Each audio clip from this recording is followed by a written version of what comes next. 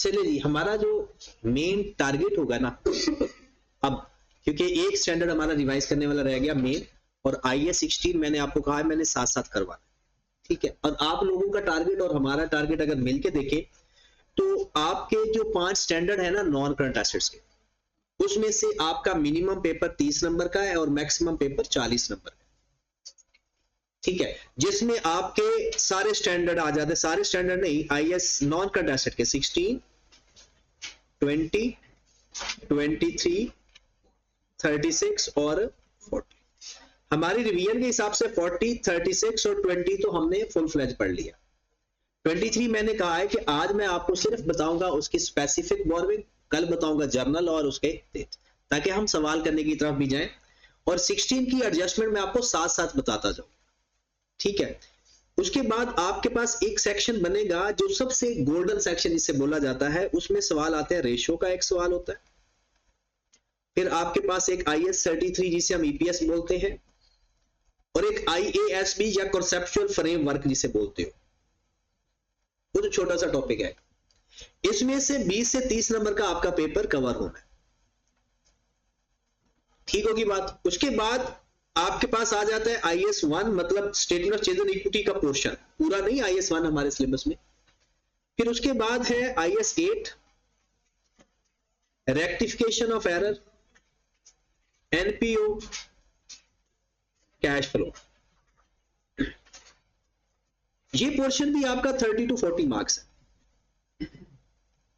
अगर हम इसकी मिनिमम रेंज वाली साइड पे जाते हैं तो 80 नंबर मिनिमम वो कवर करता है। बाकी वो क्या करेगा, वो जो ऊपर वाली रेंज है ना, वो किसी एक टॉपिक से, दूसरे टॉपिक से, तीसरे टॉपिक से, क्योंकि इसमें आपके 10 से 15 नंबर के MCQs भी होते हैं जो कि मिक्स होते हैं। अब उसमें सबसे ज्यादा जो MCQs होंगे वो उस टॉपिक के होंगे जिसका पेपर में सवाल नहीं होगा। जैसे इस दफा अगर मैं आपको बताऊं कि मेरे ऑब्जर्वेशन के हिसाब से IAS 20 के क्वेश्चन मोस्ट प्रोबेबल आने के चांस 6 नंबर, 5 नंबर, 8 नंबर, इससे ज्यादा नहीं, ठीक है। उसके बाद आपका 16 का क्वेश्चन तो कंफर्म आता है, मिक्स होके आएगा, वो चाहे आपसे एक्सट्रैक्ट बनवा ले चाहे डिस्क्लोजर बनवा ले, ज्यादा चांसेस एक्सट्रैक्ट के हैं, उसके बाद डिस्क्लोजर के, और तीसरा नंबर जनरल एंट्री का, और चौथा नंबर चांस है कि वो आपसे लेजर तो डिस्क्लोजर ही होते हैं इतना, ठीक है।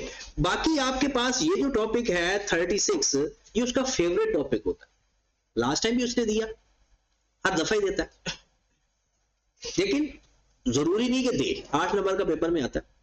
उसके बाद IAS 40 के बड़े चांसेस होते हैं,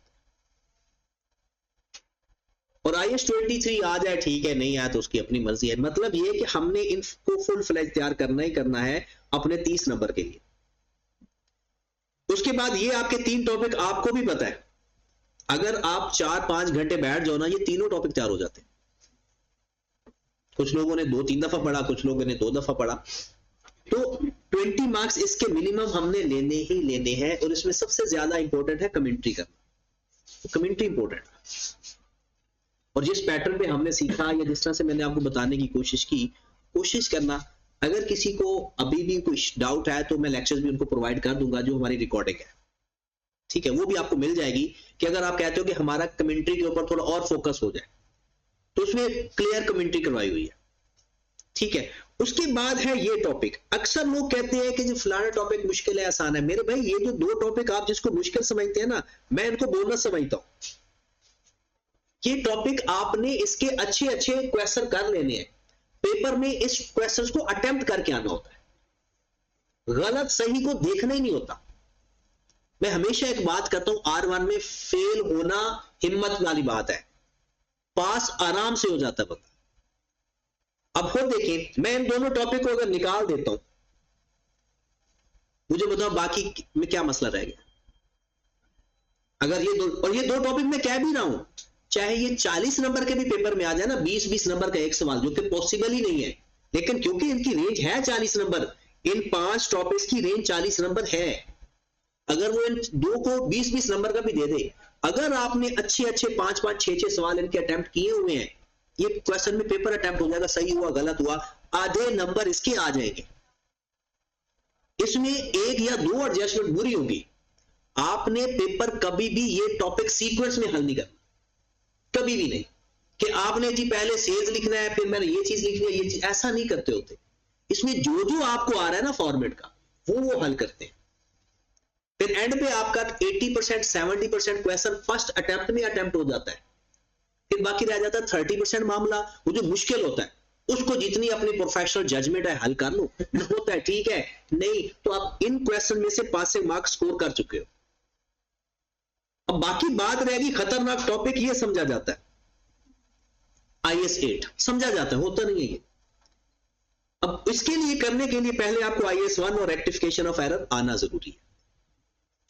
जब भी ये इसकी प्रैक्टिस करने बैठो IS 8 डायरेक्ट कभी भी ना प्रैक्टिस किया करो, पहले रेक्टिफिकेशन ऑफ एरर, फिर IS 1, फिर IS 8। ठीक है, मैंने आपको पहले बता दिया था कि मेरी जिम्मेदारी बस मैं इनको रिवाइज करवाऊंगा, बाकियों को नहीं, क्योंकि बाकी बहुत पहले भी हमने बड़े स्लो पढ़े थे। फिर भी अगर आपको IS 8 में इश्यू होगा तो आप लोगों को मैं एक दिन दे दूंगा ये रिवाइज करने के लिए, या आप रिवाइज करके आओगे, फिर अगले दिन मैं आपको इन तीनों टॉपिक्स के क्वेश्चन करवाऊंगा, तो फिर IS 8 का भी जो डर है ना वो खत्म हो जाए। अब हमारे पास, और फिर मैंने, क्योंकि अब कल ही मैंने कह दिया था कि अगर आप आना चाहो, अगर आपको लगता है कि ऑनलाइन आपको मसला होता है या टाइम नहीं मिलता या सुस्ती होती है, फिर आप फिजिकल क्लास आकर ले लिया करो, नहीं तो मैं रिकॉर्डिंग शेयर कर दूंगा। इसलिए मैंने कल ही कह दिया था सबको कि जिनका आने जाने का टाइम ज्यादा लगता है ना वो ना आए। हाँ, जो रिकॉर्डिंग लेने में परेशानी है जिनको, वो फिर आ जाया करे, ताकि मेरा भी दिल लगा रहे, क्योंकि ऐसा ना हो कि मैं अकेला बैठा हूँ सारे आप घर बैठ जाओ तो फिर भी मुश्किल होगा। तो कुछ लोग तो आए ना ताकि क्लास कंटिन्यू रहे, बाकी अगर जिसको टाइम लग रहा है तो वो तसल्ली से बैठ जाए घर। कल को ये ना कोई कहना कि फलान ही आ रहा था, फलान ही आ रहा था, मैंने कल ही कह दिया था कि भाई आप ना आओ। चलिए जी, अब हमारा टारगेट है आज जो क्वेश्चंस करने का है। लास्ट टाइम ये क्वेश्चन, ये पेपर, हम अभी जो पेपर अटेम्प्ट कर रहे हैं ना, ये पेपर है आपका 24 का, ठीक है। ये चेक करो जरा, लाइट, ये व्यू सही है या लाइट बंद करके चेक कर ले एक दफा कर।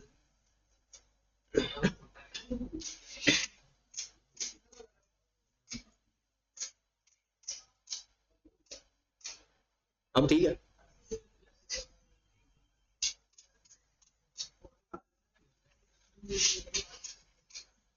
सही होगा, एक लाइट वो भी रहेगी बट ठीक है, अब ठीक है।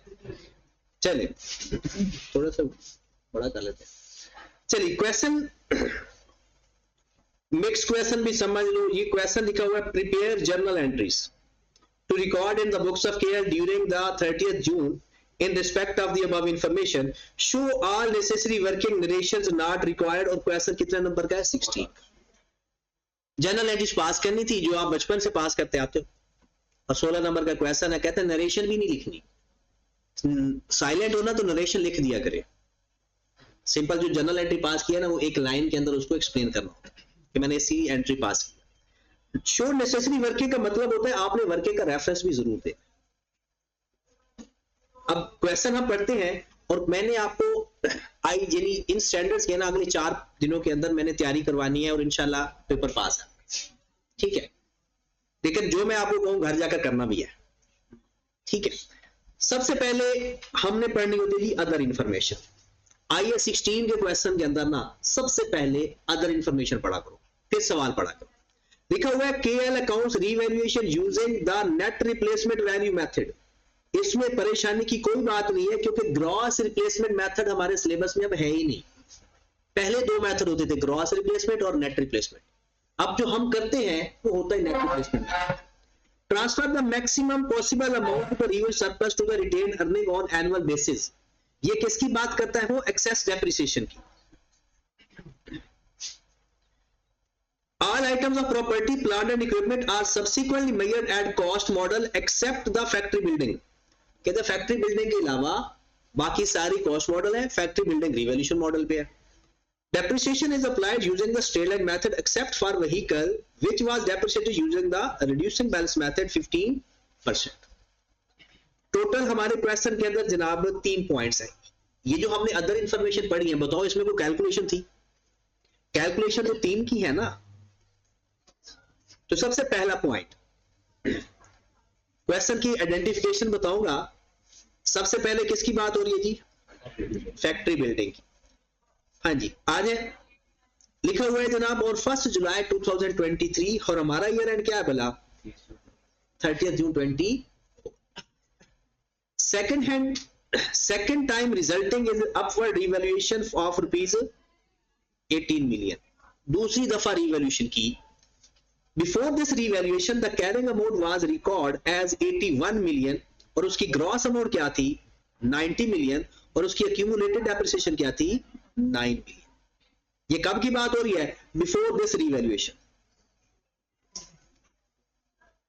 This followed a previous revaluation on 1st July 2021 which was resulted in revaluation loss 12 million। कहता उससे पहले जो पहली दफा रिवैल्यूएशन की थी उसमें आपका रिवैल्यूएशन लॉस आया था 12 मिलियन। दूसरी बात पढ़ते हैं, on 1st November 23 KL replaced a significant parts of its machine that accounts 30% of the machine की total value। यहां पर एक कॉन्सेप्ट आ जाता है, साथ साथ हम कॉन्सेप्ट डिस्कस कर देते हैं। Subsequent expenditure.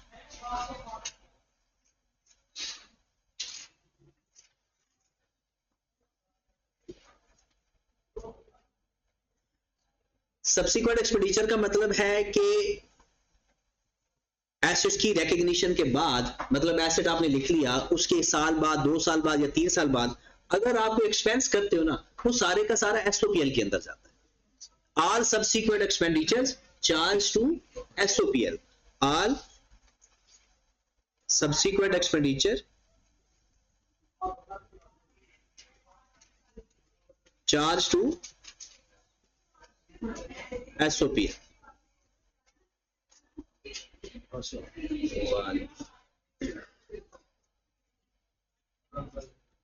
ठीक होगी बात? Accept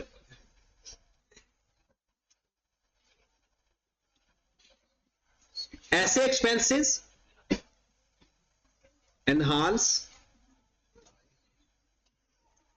useful life, increase significant efficiency,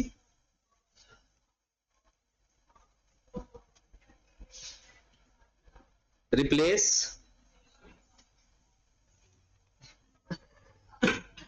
significant part. Efficiency का कैसे पता चलेगा जी? इंप्रूव होती है, आउटपुट बढ़ जाए, उसके बाद रेवेन्यू बढ़ जाए, या कॉस्ट आना कम हो जाए। सब्सिक्वेंट एक्सपेंडिचर सारे के सारे एसओपीएल में चार्ज करते हैं सिवाय इनके। ये वो खर्चे हैं जो एसेट की कैरिंग अमाउंट में ऐड हो जाते हैं, एसेट की कैरिंग अमाउंट में ऐड हो जाते हैं। ओके की बात। अब दूसरी इंपॉर्टेंट बात है कि अगर स्ट्रेट लाइन मेथड हो तो क्या करना है, और अगर डब्ल्यूडीवी मेथड हो तो क्या करना। कुछ लोग कहते हैं कि जी सब्सिक्वेंट एक्सपेंडिचर को ना न्यू एसेट समझ लो, जैसे एडिशन ही होता, बिल्कुल वैसे ट्रीट करो। ऐसा भी पॉसिबल है। या फिर दूसरा तरीका कार क्या होता है, आप पहले बुक वैल्यू फाइंड करो जी पुराने एसेट की, और बुक वैल्यू में फाइंड ऐड कर दो सब्सिक्वेंट एक्सपेंडिचर, और फिर इसको फर्दर रिमेनिंग लाइफ में डिवाइड करके डेप्रिशिएट करना शुरू कर। ये कॉन्सेप्ट है जी सब्सिक्वेंट एक्सपेंडिचर का, कि सारे सब्सिक्वेंट एक्सपेंडिचर एसओपीएल में चार्ज करेंगे, मतलब प्रॉफिट एंड लॉस अकाउंट में लिखेंगे, सिवाय उनके जो लाइफ बढ़ा दे, सिग्निफिकेंट एफिशिएंसी बढ़ा दे, नॉर्मल एफिशिएंसी नहीं, या कोई सिग्निफिकेंट पार्ट रिप्लेस कर रहे हैं, तो वो चीज एसेट की कॉस्ट में ऐड हो जाएगी। अब इस क्वेश्चन के अंदर देखें, वो लिखा हुआ है कि जनाब नवंबर 23 KL replace significant part of the machine 30% of the total value. The new part had a price of 35 million. However, only 22 million was paid as the old part was given in the exchange. मतलब हमने 22 million उसे पे किया 35 million का वो part था, तो जो दरमियान वाला पोर्शन था वो किधर चला गया कि हमने ओल्ड एसेट के लिए, मतलब ट्रेड अलाउंस जिसे आप कहते हो, the replacement extend the machine life by additional year. Originally the machine was purchased 75 million on 1st January 21 and its accumulated depreciation 12.5 million 30th June 2023 based on 15 years life. Last part, 1st January 24 KL sold vehicle 36 million and incurred disposal cost 2 million. The vehicle was originally purchased on 40 million. अब आप paper में बैठे हो या paper में आपको सवाल आ गया, आपको पता है सबसे पहले क्या करना चाहिए, इसकी एंट्री पास करना चाहिए. ये वो एंट्री है जो सबसे ज्यादा आसान है, ये वो एंट्री है जो सबसे ज्यादा आसान है, इसकी एंट्री पास कर देंगे खत्म हो. उसके बाद हम देखेंगे इन दोनों पार्ट में से हमें कौन सा ज्यादा आसान लग रहा है. अगर आपको लग रहा है कि जी पहला पार्ट आप आसानी से हल कर दो तो वो पार्ट उसकी एंट्री पास कर दो. तकरीबन मिनिमम ये एंट्री भी जितनी भी जाए, 3 एंट्रीज का 16 नंबर है, तो जितनी भी जाएगी 2-3 नंबर तो आखिरी एंट्री के भी होंगे. लेकिन हम अभी सीक्वेंस में करते हैं, लेकिन पेपर में अगर आपके पास इस तरह से सिचुएशन आ जाए, ये नहीं कि तीसरी वाली एंट्री को पहले करना है, करना उसको एंड पे ही है, लेकिन वो पहले ही पास कर लेनी है क्योंकि उसमें वही तो आपको आती होगी, बाकी को आपको टाइम लगेगा. हाँ जी, इस क्वेश्चन के अंदर एक ही कॉन्सेप्ट था सब्सिक्वेंट एक्सपेंडिचर का, बाकी नॉर्मल क्वेश्चन था. ठीक है, सबसे पहले हमारी वर्किंग नंबर 1, क्योंकि उसने कहा थी वर्किंग आपने साफ साफ करनी है. आपके पास सिर्फ आपने फोकस करना है अभी फैक्ट्री बिल्डिंग के ऊपर, ऐसे सोचना है पहले, बाकी 2 पार्ट है ही नहीं. 1 जुलाई 23 साल का शुरू है, साल का एंड है, साल का शुरू है. आपने अपना एसेट 18 मिलियन की वैल्यू आपकी अपवर्ड हो गई. The carrying amount was recorded 81 million, मतलब 90 मिलियन उसकी ये थी. और दिस फॉलोड, यहां पर मैं लिखता हूं कैरिंग अमाउंट, यहां पर लिख देते हैं रिवैल्यूएशन सरप्लस, और यहां पर लिख देते हैं रिवैल्यूएशन लॉस. आप इसकी जगह ओसीआई भी लिख सकते हो और इसकी जगह एसओपीएल या एसओसीआई भी लिख सकते हो. आपके पास 90 मिलियन है और 9 मिलियन की डेप्रिसिएशन है, ऐसा ही है कुछ 81. कहता है ये लास्ट टाइम रिवैल्यूएशन हो चुका है. आज क्या डेट है 1/7/23. आपके पास पहले से भी कुछ लॉस या सरप्लस अवेलेबल है, पहले से भी लॉस या सरप्लस है, वो देखते हैं कितना है. कहते हैं this followed previous revaluation on 1 July 2021 which was resulted in revaluation loss 12 million. अच्छा, रिवैल्यूएशन लॉस ये तब आया था या नेट होके पड़ा हुआ? This followed a previous revaluation on 1st July 2021 which was resulted in revaluation loss 12 million. ये तब 12 मिलियन आया था, ये अब का है, तब आया था. इसका मतलब है यहां पर हमारे पास 12 मिलियन का लॉस आया था. ये जो 81 मिलियन आपके पास कितने सालों की डेप्रिसिएशन है? 1 जुलाई 21 को हुआ था रीवैल्यू, फिर 30 जून 22 को रीवैल्यू होगा, फिर 30 जून 2023 को 2 दफा रिवैल्यूएशन होगा. तो ये लॉस भी तो 2 साल का कंपनसेट होगा, लॉस भी तो 2 साल का कंपनसेट होगा. स्ट्रेट लाइन मेथड है, डब्ल्यूडीवी है. तो ये जो 9 मिलियन है ये कितने सालों की डेप्रिसिएशन है? 2 साल. कितने सालों की डेप्रिसिएशन है? 2 सालों की. तो कोई बता सकता है उसकी रिमेनिंग लाइफ तब कितनी होगी? क्योंकि यहां पर लिखा हुआ है इसकी लाइफ नहीं गिवन ना, नहीं गिवन, तो यहां से फाइंड हो जाएगी. हाँ जी बताएं, इसकी लाइफ बता दें. 9 मिलियन 2 सालों की डेप्रिसिएशन 20 इयर्स, ये 2 सालों की है ना, तो 1 साल की पहले फाइंड करें 4.5, तो कितनी लाइफ आ गई? 20 इयर्स.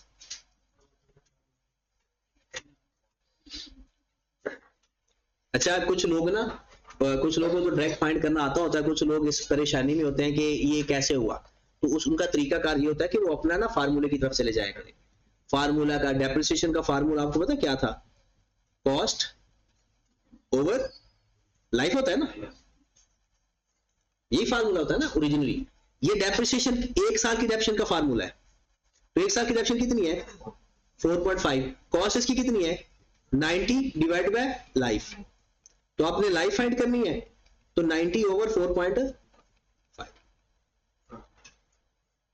मतलब जिसको तो डायरेक्ट समझ लग जाए ओके है, जिसको डायरेक्ट समझ ना लगे तो वो फार्मूले की तरफ चले जाया करे। और अक्यूमुलेटेड डेप्रिसिएशन का भी फार्मूला हो सकता था, यानी डायरेक्ट अगर आपके पास अक्यूमुलेटेड डेप्रिसिएशन का फार्मूला पता है क्या होता है, accumulated depreciation cost minus life multiplied by जितने साल गुजर गए हैं। और अक्यूमुलेटेड डेप्रिसिएशन कितनी थी 9, कॉस्ट कितनी थी 90 divide by life multiplied by कितने सालों की अक्यूमुलेटेड डेप्रिसिएशन है 2 साल। यहां से आप लाइफ फाइंड करेंगे तब भी क्या निकलेगी 20 ईयर्स।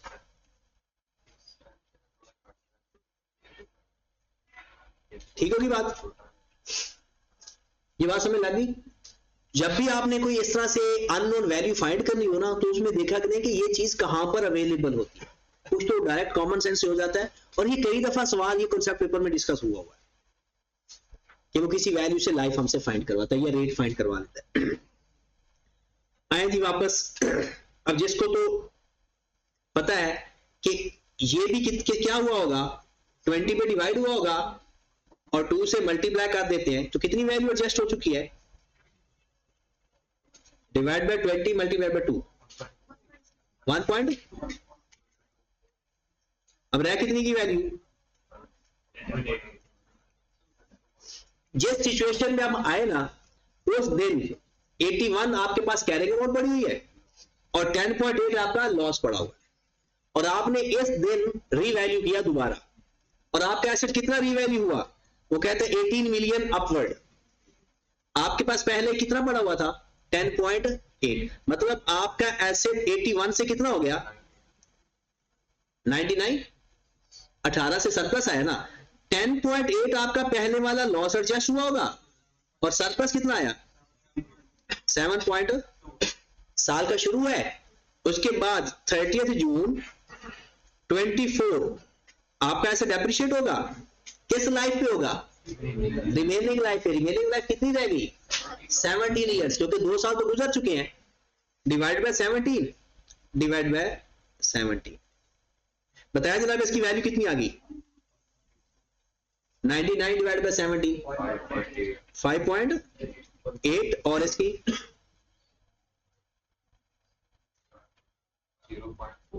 0.2 साल गुजर नहीं, जिस साल की डेप्शन ले रहे होते हैं ना वो गुजरा हुआ साल नहीं होता। जिस साल की डेप्शन ले रहे होते हैं ना वो गुजरा हुआ साल नहीं होता। गुजरा हुआ वो साल समझा जाता है जिसकी डेप्रिसिएशन ले चुके हैं। 0.4 ही आ रहा है। चले खत्म हो गया, एंट्री पास हो गई। अब ये देखें 16 नंबर का, मैं आपको एक दफा रियलाइज होगा कि वाकई फेल होना कमाल है। अब ये सवाल इसकी एडजस्टमेंट पूरी हो गई।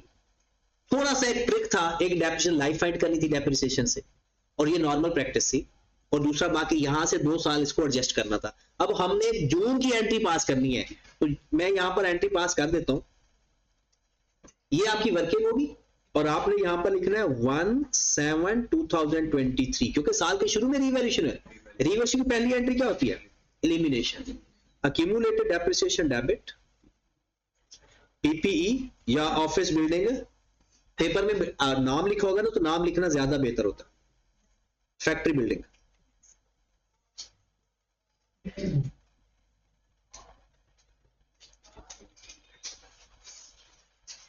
हाँ जी कितनी अमाउंट थी 9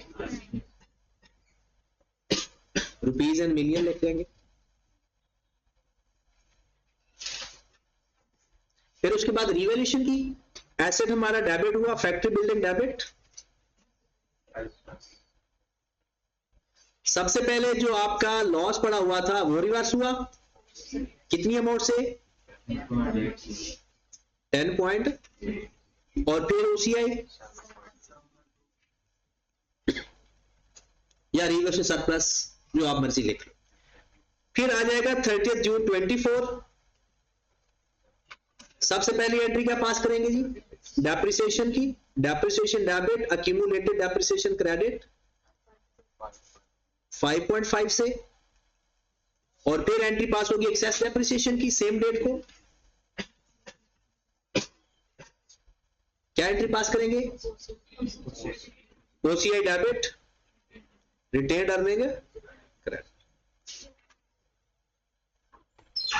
कितनी अमाउंट है जी, 0. हाँ जी, ये हमारी एंट्री फैक्ट्री बिल्डिंग की पास होगी। अब आई कैप की एक और मैं एंट्री बताता हूं कि आई कैप क्या करता है, वो डेट वाइज करता है। वो सारी डेप्रिसिएशन की ना इकट्ठी इस साल के एंड पे करता है, वो डेट के हिसाब से देखता है।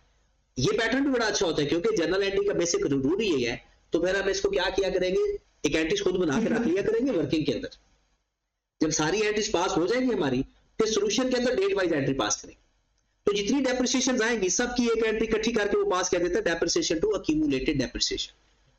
क्योंकि वो तो इस तरह से नहीं करेगा ना कि हर एसेट, वो क्या करता है पीपीई माइनस अक्यूमुलेटेड डेप्रिसिएशन, वो टोटल कॉस्ट में से टोटल अक्यूमुलेशन माइनस करता हो।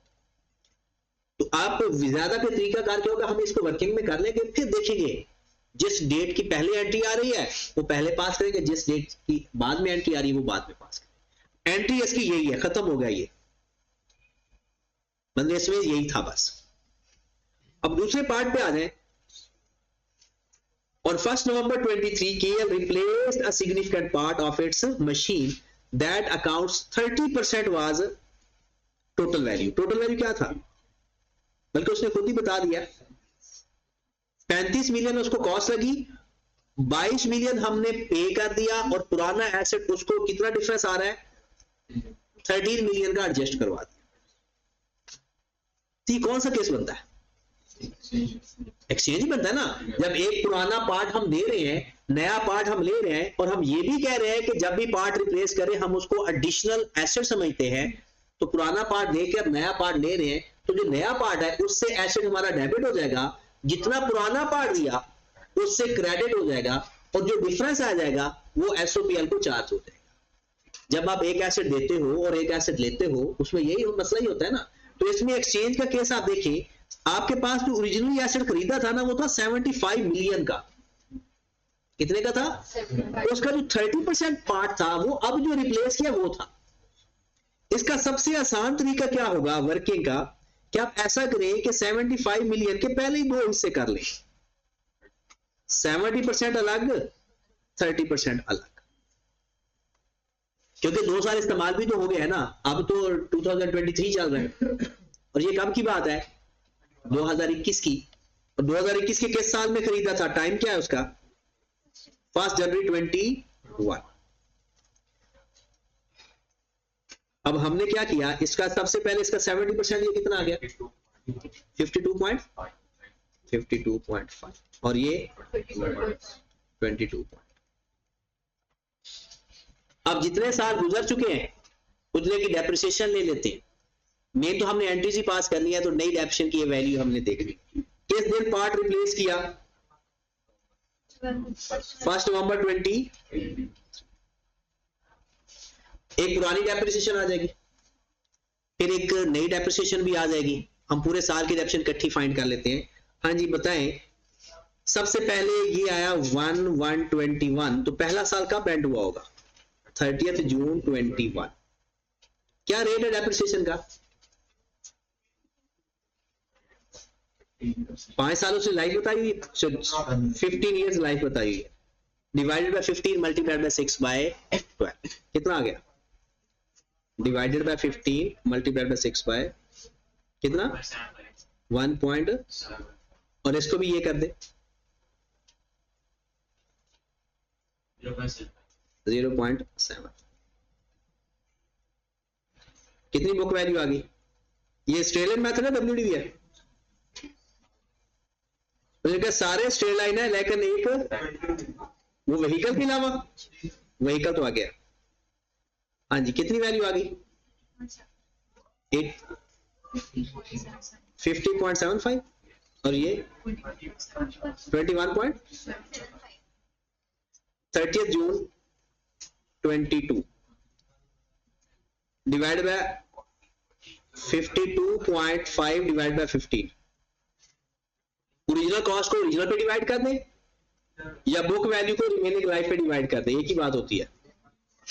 स्ट्रेट लाइन मेथड में यही रूल है, ओरिजिनल कॉस्ट को ओरिजिनल लाइफ पे डिवाइड कर दो या बुक वैल्यू को रिमेनिंग लाइफ पे डिवाइड कर दो। कितना?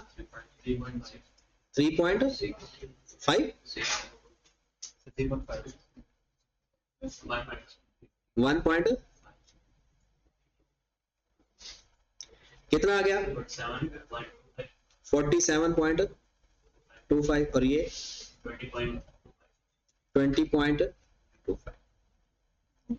30 जून 23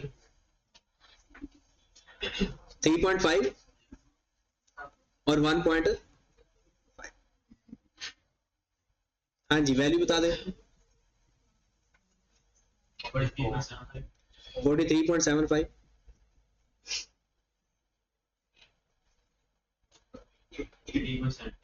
18.75। यहां से अब ये हुआ कि आपने एसेट रिप्लेस किया। कौन से वाला? ये 30% वाला। मतलब समझेंगे दो ही एसेट प्रैक्टिकली लेकर चला कि नहीं, सवाल आपका खुद ब खुद ही सीधा हो जाएगा। एक पार्ट रिप्लेस कर दिया तो हमने उसको पहले अलग अलग कर दिया। अब सिंपल क्वेश्चन क्या है, इसकी तो नॉर्मल डेप्रिसिएशन आएगी क्योंकि इसको तो कुछ भी नहीं हुआ। ये कुछ टाइम के बाद रिप्लेस हो गया, जितने टाइम के लिए ये हमारे पास रहा उतने टाइम की हम डेप्रिसिएशन ले लेंगे और बाकी उसको फर्दर रिप्लेस करवा देंगे। अब अगर मैं ये कहूं कि इसका तो 30 जून 24 इसकी तो नॉर्मल डेप्रिसिएशन आएगी। ये हमारा सवाल ये साल से शुरू हो गया, एक हमारी ये डेप्रिसिएशन आएगी, इसके ऊपर भी कुछ डेप्रिसिएशन आएगी 4 महीनों की। और 4 महीनों की डेप्रिसिएशन लेने का दो तरीके हैं, बुक वैल्यू को रिमेनिंग लाइफ पे डिवाइड करते हैं या ओरिजिनल कॉस्ट को ओरिजिनल लाइफ पे डिवाइड करते हैं। या तो आप ऐसा करो कि जो आपके पास 22.5 है ना, इसकी लाइफ है 15 ईयर, तो उसको मल्टीप्लाई कर दे 4/12 से।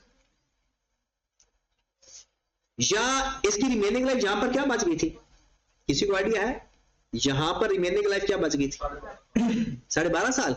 या इसको 12.5 साल पे डिवाइड करके 4/12 से मल्टीप्लाई करेंगे, आंसर एग्जैक्ट बराबर आएगा। स्ट्रेट लाइन में अक्सर लोग ये समझते हैं कि सिर्फ कॉस्ट पे डिवाइड करना होता है, नहीं, कॉस्ट पे डिवाइड करना है ना तो ओरिजिनल लाइफ पे, और बुक वैल्यू को डिवाइड करना है ना तो रिमेनिंग लाइफ। आंसर आपका कभी चेंज नहीं हो। कितना आंसर आ गया? 0.5। अब ये एसेट रिप्लेस हो गया, कितना इसकी बुक वैल्यू आ गई? 18.25। इसकी जगह नया एसेट आ गया 35 मिलियन का। कितना एसेट आ गया? 35 मिलियन का। जो आपने एसेट रिप्लेस किया है उसकी कॉस्ट 35 मिलियन है। अब हम इसको डेप्रिशिएट करेंगे अगले 8 महीने के लिए, इसको डेप्रिशिएट करेंगे अगले 8 महीने के, लेकिन इसको डिवाइड किस पे करना है? रिमेनिंग लाइफ पे। इसको किस पे डिवाइड करना है तो बताएं, उसकी रिमेनिंग लाइफ कितनी रहेगी? क्या हुआ? एक साल, हाँ 1 साल लाइफ बढ़ भी गई। कहता है दिस रिप्लेस एक्सटेंड द, एक दफा मैं ये चेंज इन एस्टिमेशन भी साथ है, वो कहता है कि जनाब this replacement extend the machines life by additional years. मतलब जितनी लाइफ उसकी रह गई थी 1 साल बढ़ गई। मतलब आपके पास ये जो आपने डिवाइड किया था इसकी रिमेनिंग लाइफ कितनी रह गई थी? 12 साल, 12.5 साल। इसको डिवाइड करेंगे 13.5 साल पे। चेंज इन एस्टिमेशन याद है ना? चेंज इन एस्टिमेशन क्या आता है? बुक वैल्यू फाइंड करो और चेंज अप्लाई कर दो। तो बुक वैल्यू हम साथ साथ ही फाइंड कर रहे हैं। इसके ऊपर भी नई लाइफ इस्तेमाल होगी क्योंकि चेंज इन एस्टिमेशन हमेशा साल के शुरू में ही अप्लाई हो जाता है।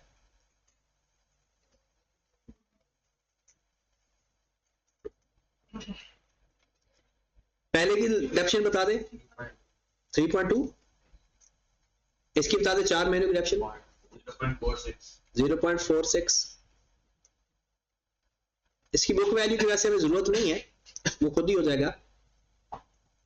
और 35 मिलियन की रिमेनिंग लाइफ पता है कितनी है? कितनी? अच्छा, इसके पेपर में आई कैप इतनी एक हमें गुंजाइश देता है, महीनों की गुंजाइश अवेलेबल होती है। आप चाहो तो 13.5 पे ही डिवाइड कर सकते हो, क्योंकि वही साल है ना, 13.5 पे ही डिवाइड कर सकते हो। या आप ऐसा भी कर सकते हो, जो 4 महीने का इफेक्ट है वो निकाल के 13.15, तो 13.15 मल्टीप्लाइड बाय 8 बाय 12 कितना? 1.77। क्वेश्चन अब आपका हो गया। दोबारा एक नजर इसको दोबारा देखिए, क्योंकि इसमें दो concept at the same time थे, एक सब्सिक्वेंट एक्सपेंडिचर वाला भी है और एक एक्सचेंज, नहीं एक्सचेंज के साथ साथ हुआ है एस्टिमेशन का। आपने सबसे पहले अगर ऐसी कभी सिचुएशन आए तो शुरू में अलग अलग कर, अब आपने पुरानी डेप्रिसिएशन तो फाइंड कर ली, ये हमारे पास आ गई इस साल की डेप्रिसिएशन जो 70% एसेट था। करना था इसको 12.5 पे डिवाइड, क्योंकि चेंज इन एस्टिमेशन आ गया तो इसको 13.5 पे डिवाइड करते और हमेशा बुक वैल्यू को करते। फिर उसके बाद हमारे पास आ गई ये वैल्यू, इसको हमने रिप्लेस कर दिया 4 महीने के लिए डेप्रिशिएट करने के बाद। 30 नवंबर को किया ना, तो जुलाई, अगस्त, सितंबर और अक्टूबर, ठीक होगी बात। उसके बाद जो बाकी एसेट बच गया था उसको 8 महीने के लिए डेप्रिशिएट कर लिया। अब हमारे पास किस किस की एंट्री पास होगी? एक तो डेप्रिसिएशन की एंट्री पास होगी, ये है डेप्रिसिएशन। एक हमारी एक्सचेंज की एंट्री पास होगी, तो हम पहले एंट्री पास करते हैं एक्सचेंज की। एक्सचेंज की एंट्री क्या होती है? New asset debit,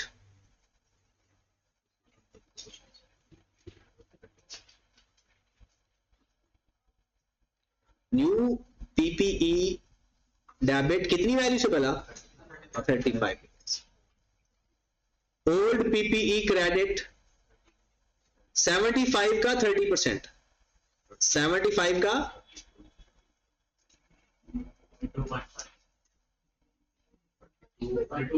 22 accumulated depreciation किस पार्ट की भला? ओल्ड एसेट की, वो हम फाइंड कर चुके हैं। इसका सबसे बड़ा फायदा ये है अलग अलग करने का कि हमारी वर्किंग एक ही दफा हो गई बस। इसको प्लस कर ले जी, एक ये, 2, 3 और 4, 0.75 प्लस 1.5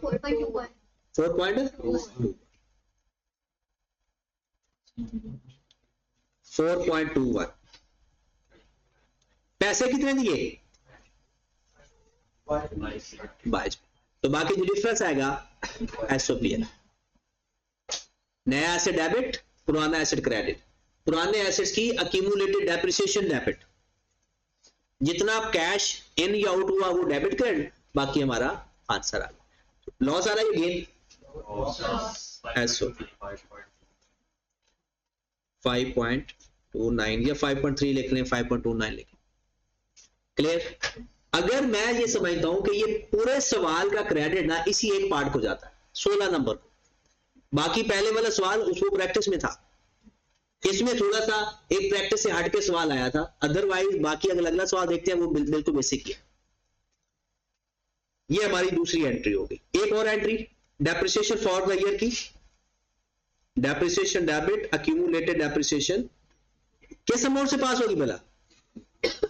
तीनों से, ये भी और ये भी, इन तीनों को प्लस करें। 3.2 प्लस 0.46 प्लस 1.7, 5.43, 5.43। ये हमारा दूसरा पार्ट है। मिक्स क्वेश्चन में एक ट्रिक बताया था, वो क्या था? हर आपका एक सवाल नहीं होता, 2-3 छोटे छोटे सवाल होते हैं। एक पहला था फैक्ट्री बिल्डिंग वाला, ये दूसरा था, और एक और सवाल है और वो तो बच्चों वाला है। 1 जनवरी 24 को सेल कर दिया एक व्हीकल 36 मिलियन का and incurred a disposal cost 2 million.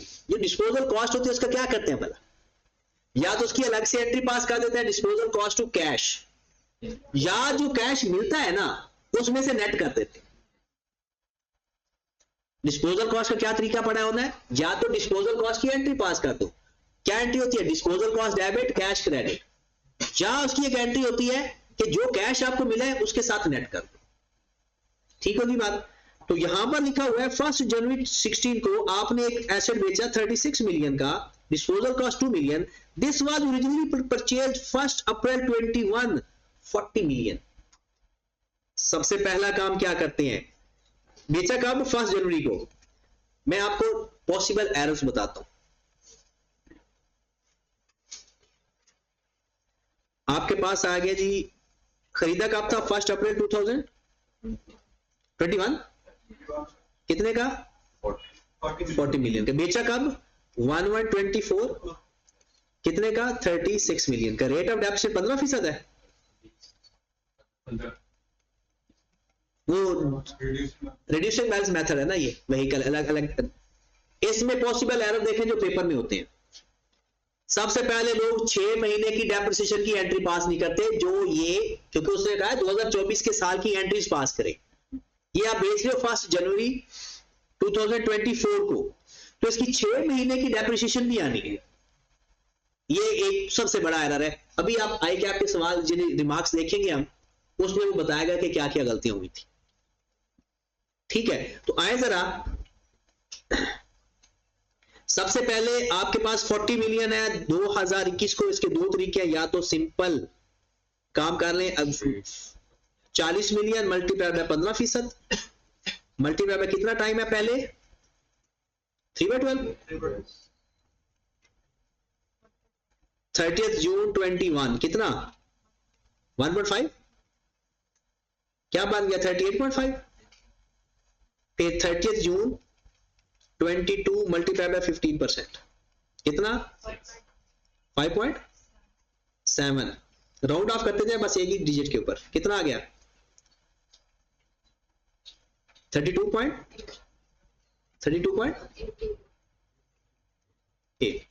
फिर 30 जून 23 मल्टीप्लाई बाय 15%। आप कहोगे सर आपने फार्मूला क्यों नहीं लगाया, वो फार्मूला तो किसी को याद होता है, किसी को याद नहीं होता। जिसको याद है वो फार्मूला लगाएगा, फार्मूले के बगैर भी हो सकता है, फार्मूले के साथ भी हो सकता है। कितना 4.9, कितना बच गया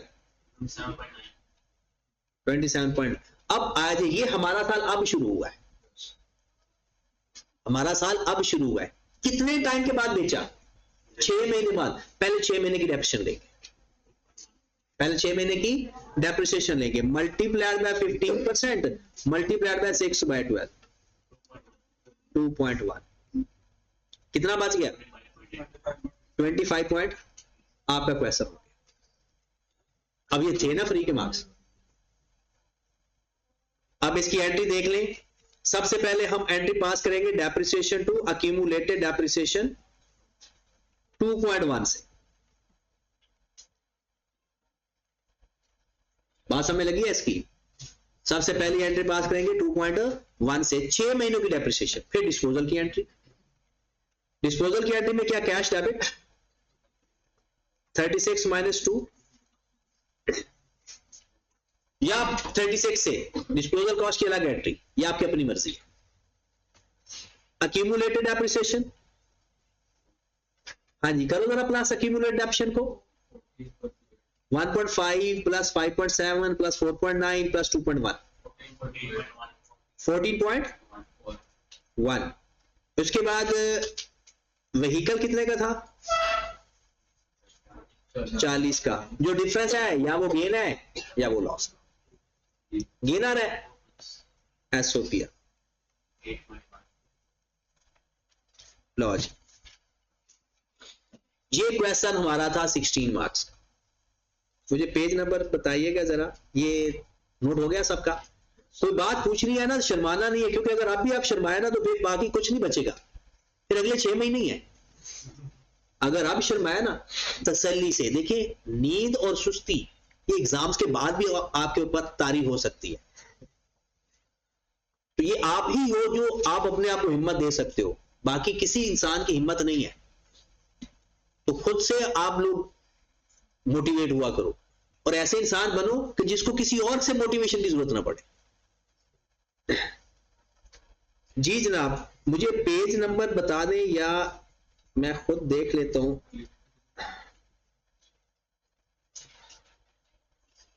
चैप्टर नंबर 13, पेज नंबर क्या है एग्जामिनर कमेंट्स का?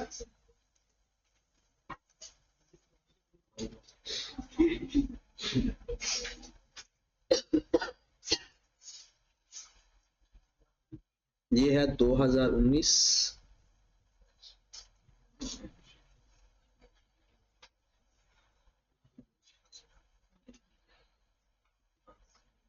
दो हजार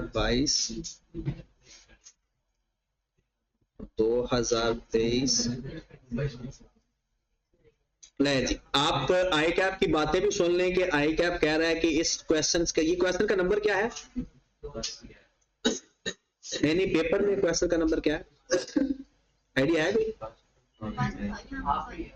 नहीं, 8वां सवाल है। पहली बात की जी, 8वें सवाल में 47% बच्चे पास हुए, आखिरी है तो 28% है। फिर आई कैप के रिमार्क से मतलब इस सवाल को जितने परसेंट लोग हल कर सके बस वही पास हुए, ठीक है। अब ओवरऑल अगर आप देखें तो क्वेश्चन नंबर 5 और क्वेश्चन नंबर 7 के बाद ये तीसरे नंबर पर वर्स्ट रिजल्ट आया, ठीक है। और इसके बारे में आई कैप क्या कहना चाह रहा है कि इसमें क्या क्या गलती हुई, यहां पर देखें। कहता है with respect to factory building examiners did not credit the revaluation gain correctly. इसमें पहले गलती क्या हुई होगी, वो जो 12 मिलियन लॉस पड़ा हुआ है ना, उन्होंने सारे का सारा रिप्लेस कर दिया होगा, 2 साल का इफेक्ट नहीं लिया होगा। With several either missing the entry altogether of recording the incorrect amount. Additionally, many mistakes calculated to building remaining useful life. कहते जो रिमेनिंग लाइफ पर हम डिवाइड करते हैं उसमें भी गलती आई है। वो कहता है कि life as 9 years instead of 18 years, मतलब उन्होंने 9 years लाइफ लिया है, कहते काफी सारे, क्योंकि उनको लगा कि वो जो 9 मिलियन डेप्रिसिएशन है वो 1 साल की है।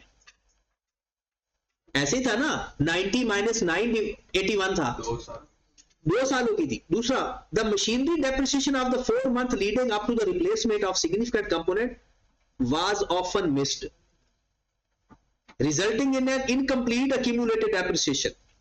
Moreover, after the replacement, several examinees life, कहते हैं बहुत सारे बच्चों ने 15 साल लाइफ थी ना, वो 1 साल लाइफ बढ़ी तो उन्होंने 16 साल कर दी। कहते बहुत सारे बच्चों ने 16 साल लाइफ ली हुई थी, हालांकि क्या करना था, रिमेनिंग लाइफ में एडिशनल वैल्यू ऐड करनी थी। तो ये गलतियां एग्जामिनी से सरजद हुई थी। चले जी, वापस चलते हैं अपने क्वेश्चन पे तरफ। ये क्वेश्चन तो हमने कर लिया था, अगर कहते हो तो दोबारा डिस्कस कर देता हूं जिस दिन जो नहीं था, बाकी ये क्वेश्चन हो जाएगा। 8 नंबर का क्वेश्चन है ये, ठीक है। हाँ जी, तो देखते हैं क्वेश्चन नंबर 2। राज, ये तो हो गया था या जब मैंने वो इम्पेयरमेंट लॉस का टॉपिक करवाया था, ये उसके साथ ही। नेक्स्ट ईयर पे आते हैं। सर हम एक बार वो डिस्पोजल और एक्सचेंज का केस में बता दें, एक्सचेंज का केस डिस्कस करते हैं अभी। सिर्फ जब एक्सचेंज का केस आएगा ना उसके साथ ही, क्योंकि उसमें हमने देखना होता है कि फेयर वैल्यू कौन सी लेनी है, लैक ऑफ कमर्शियल सब्सटेंस होगा तो क्या करेंगे, वो देखते हैं।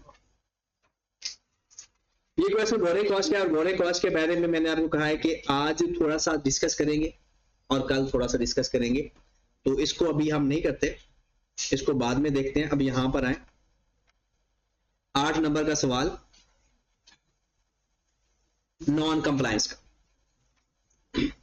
ये सबसे बड़ा, अगर इसके एग्जामिनर के रिमार्क्स देखेंगे ना तो सबसे बुरे इसके होंगे। वजह क्योंकि अंग्रेजी लिखनी पड़े ना तो हम तुक्के मारते हैं। ये सवाल सबसे ज्यादा आसान होता है और इसमें ज्यादा मार्क्स लिए जा सकते। जो बच्चे कम पढ़ते हैं लेकिन उनका आईक्यू लेवल अच्छा होता है, वो ऐसे सवालों से पास हो जाते हैं, क्योंकि बड़े सवाल तो बड़े करने वाले वो कर जाते हैं, जो मेहनती बंदे होते हैं वो हर तरह का सवाल कर जाते हैं। अब देखिए, कहते हैं you are prepare the PL, the financial statement for the year ended December are under preparation.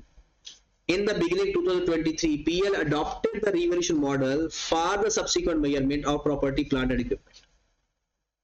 A new CEO has recently joined, has pointed out the following non-compliance of IFRS after review the draft financial statement. कहता है जो नया CEO आया ना, उसने आकर चीजें कुछ पॉइंट आउट की हैं.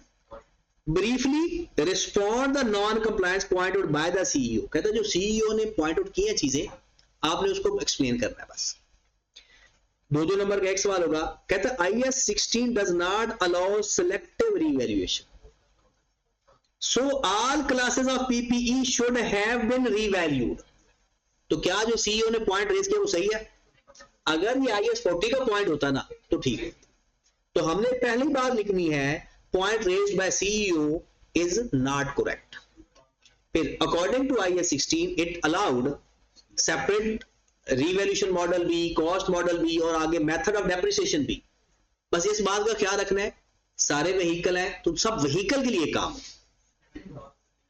ठीक है, लेकिन प्रॉपर्टी प्लांट के लिए सेम अलाउ नहीं है. फिर दूसरे नंबर में कहते हैं the adoption of revaluation model has been accounted for as change in estimation though it is a change in accounting policy. कहता है कि उसने देखा कि revaluation model has been accounted for as an estimate. कहता है हालांकि तो ये अकाउंटिंग पॉलिसी है, बताया इसके बारे में, ये अकाउंटिंग पॉलिसी ही है, लेकिन इसकी जो अकाउंटिंग है ना वो अकॉर्डिंग टू IAS 16 होती है, IAS 8 नहीं होती. और IAS 8 इसकी अकाउंटिंग कैसे करता है? जैसे एस्टिमेशन की चेंज करते हैं. रिवैल्यूएशन मॉडल अडॉप्ट करना ये चेंज इन अकाउंटिंग पॉलिसी है, लेकिन इसकी जो अकाउंटिंग है वो चेंज इन एस्टिमेशन की तरह है. जैसे हमने नहीं देखते कि हम पिछले सालों को कभी रिवैल्यूएशन जब भी करते हैं बस उसी साल को चेंज करते हैं, फिर उसके बाद आगे फर्दर लेकर जाते हैं. कभी ऐसा नहीं किया रेट्रोस्पेक्टिवली ले, क्योंकि IAS 8 इसको इसलिए डील नहीं करता क्योंकि इसको IAS 16 डील करता है. इसलिए फिर हम इसकी जो अकाउंटिंग पॉलिसी है ये अकाउंटिंग पॉलिसी, लेकिन इसको IAS 8 डील नहीं करता, इसको IAS 16 डील करता है. इसलिए इसको प्रोस्पेक्टिवली लिया गया है, रेट्रोस्पेक्टिवली नहीं लिया. फिर उसके बाद IAS 16 require the incremental depreciation must be transferred from surplus to retain earning, but the transfer has not been made in the draft financial statement. कहता है IAS 16 कहता है कि इंक्रीमेंटल मस्ट बी, मस्ट का लफ्ज ये आपकी पॉलिसी है. अगर आप चाहते हो कि रिप्लेस यानी जितनी इंक्रीमेंटल डेप्रिसिएशन आती है उतनी डेप्रिसिएशन आपने चार्ज करनी है तो ठीक है. अगर वो कहता है, आप देखिए जितने भी सवाल हम पढ़ते हैं ना उसमें एक लाइन लिखी होती है, क्या लिखी होती है कि उसका जो पॉलिसी है कि वो हर साल इंक्रीमेंटल डेप्रिसिएशन रिटेन करने को एनुअल बेसिस पे चार्ज करता है. अगर ये मस्ट भी होता तो ये लाइन लिखने की जरूरत थी, फिर तो हर बंदे को पता था कि ठीक है जी हर दफा ही होती है. ऐसा नहीं है. तो हमने क्या लिखना है? It is not compulsory, it is the entity policy कि वो चाहे तो ट्रांसफर कर दे, चाहे तो वो क्या करे, वो पड़ा रहे सरप्लस, जैसे ही एसेट बेचेगा उस वक्त सारा ही इक्विटी को चार्ज कर दे. तो ये किसकी है? बिजनेस की या एंटिटी की पॉलिसी पर डिपेंड करता है, ये कंपल्सरी नहीं. चौथे नंबर पर सम व्हीकल हैव बीन गिवन और रेंट बाय PL. कहता है सम vehicle these should have been included in investment property but instead they are included in PPE. तो क्या उसका पॉइंट ठीक है? गलत. हमने कहना है कि इन्वेस्टमेंट प्रॉपर्टी की डेफिनेशन के हिसाब से लैंड एंड बिल्डिंग रेंटल के लिए हो तो वो इन्वेस्टमेंट प्रॉपर्टी होती है. Other than land and building अगर कोई रेंटल पर्पस हो तो हमारा PPE ही होता है. ठीक होगी बात? मेरे ख्याल में अगर कॉन्सेप्ट होते तो ये इसके 8 में से 6-5 नंबर बंदा, तो 2-3 नंबर तो अंग्रेजी नजर हो ही जाते. नेक्स्ट क्वेश्चन पे आते हैं. चलें जी, हमारा अपना सवाल आ गया नोट्स का, जिसका मेन हमारा टारगेट है. और ये नोट्स के क्वेश्चन तो हमने करने ही करने हैं, और ये IAS 23 का भी सवाल करना है. फिर वो कहते हैं assuming that SL follow cost model for investment property prepare the journal entry. ये तो इसने छेड़खानी की है 2 नंबर. ये इस छेड़खानी में पता क्या है? यहां पर दरमियान में ना इन्वेस्टमेंट प्रॉपर्टी ना ट्रांसफर हो रही है, या इन ट्रांसफर इन है या ट्रांसफर आउट है. अगर फेयर वैल्यू मॉडल में तो हम एंट्री सीख चुके होते हैं. इसमें वो क्या कह रहा है कि अगर इन्वेस्टमेंट प्रॉपर्टी कॉस्ट मॉडल में तो क्या एंट्री होनी है? तो क्या एंट्री होती है? बुक वैल्यू से एंट्री पास होती है और सिंपल जो एसेट आ रहा है डेबिट, जो एसेट जा रहा है, और ये फ्री के 2 नंबर थे। अब आते हैं जनाब, वो कहता है prepare notes on investment property, show each property in a separate column for total and comparative are not required. और इसके नंबर देखिए 13 नंबर। अब ये एक ही पेपर है, 13 नंबर यहां से आ गया क्वेश्चन नंबर 3 में से, 8 नंबर ये हो गया और 8 नंबर ये हो गया।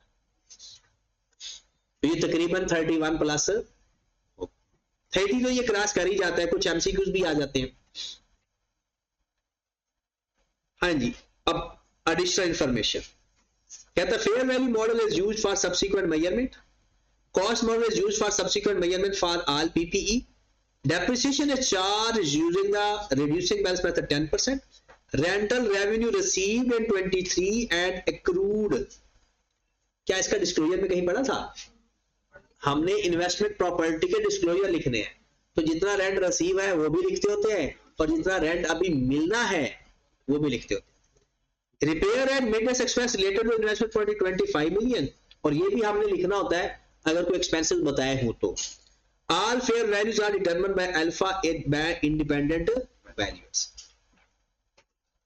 और ये हमारा क्वेश्चन बस इतना ही है। कहता है जनाब SL obtain possession of property A from tenant। यहां ही एक मैसेज है। क्या मैसेज है भाई? पहले टेनेंट के पास थी, मतलब पहले इन्वेस्टमेंट प्रॉपर्टी थी, अब वो पीपीई होने जा रहा है। किस डेट को? 30 अप्रैल 23 को। SL shifted its head office from property B to property A. Property B was rented out immediately. लो जी, दोनों केस आ गए। जो प्रॉपर्टी ए है हमारे पास, वहां हम ऑन यूज में लेकर आ रहे हैं और प्रॉपर्टी बी रेंट के लिए दे रहे हैं। On 30th April 23, the fair value of the property A 740 million, while the fair value of property B equal to its carrying amount। कहते B जो है, जो उसकी carrying amount है वही उसकी fair value है। कहते detail of property A and B are as follow। खरीदा कब था दोनों को? 1 जनवरी 21 को, एक को 1 जुलाई को और एक को 1 जनवरी को। 750 है और उसकी फेयर वैल्यू की डेट भी बताई हुई है।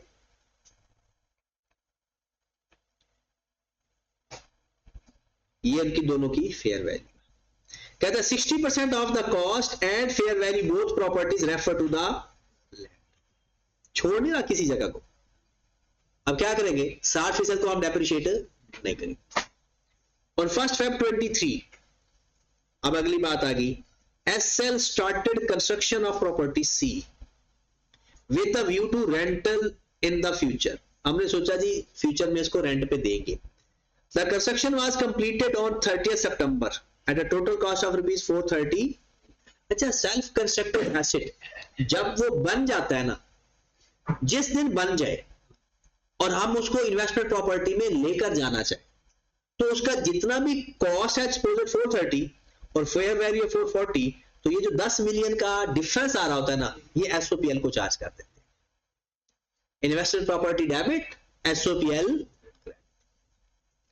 फिर वो कहते हैं this include rupees 7 million and 12 million for professional fees for legal service and abnormal wastage. जो एबनॉर्मल वेस्टेज है वो एसेट की कॉस्ट में ऐड नहीं होता और जो लीगल फीस है वो एसेट की कॉस्ट में ऐड होगा, और वो 430 के अंदर शामिल हैं। तो क्या करेंगे? 7 शामिल रहने देंगे और 12 मिलियन उसमें से निकाल देंगे। ये कहते हैं operating losses 10 million was therefore was rented out. Operating loss हमेशा एसओसीआई में, एसओपीएल में जाता है। ऑपरेटिंग लॉसेस हमेशा एसओसीआई में जाते हैं। कहते हैं operating losses 10 million were also incurred before the property was rented out on December 23। कहते fair value of property she was 380 million, 390 million, 395 million. कब? सितंबर, फिर 1 दिसंबर, फिर 31 दिसंबर। हुआ ये प्रॉपर्टी कंप्लीट कब हुई? 30 सितंबर को, और उसके ऊपर वो कहता है before the property was rented out 1 दिसंबर को इतना खर्चा हुआ, और फिर वो उसकी फेयर वैल्यू 31 दिसंबर को भी उसने बता दी। डन है यहां तक। अब इसके हमने डिस्क्लोजर्स लिखने। सबसे पहले तो हम टेबल बना लेते हैं इसका, और डिस्क्लोजर भी सिर्फ इन्वेस्टमेंट प्रॉपर्टी के हैं, पीपी के हैं ही नहीं। तो पहला काम करेंगे हम, नाम लिखेंगे एसएल, फिर notes to the financial statement,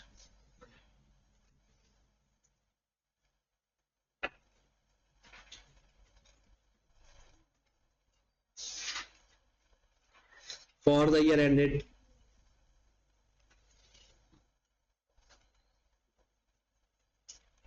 31 December 2000, दिसंबर है जून है, दिसंबर है 2020।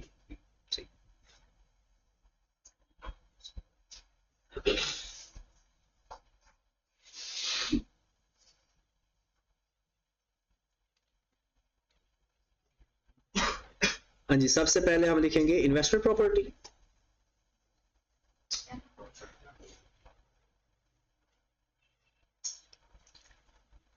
हाँ जी, यहां पर आ जाएगा ए बी सी, टोटल का कॉलम रिक्वायर्ड नहीं।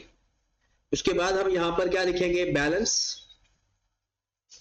एट 1/1/2020।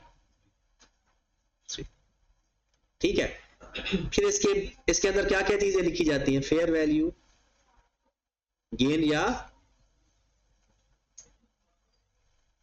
लॉस, क्योंकि इसमें यही होता है। फिर एडिशन, फिर डिस्पोजल भी है इसके अंदर, डिस्पोजल तो नहीं है, ट्रांसफर,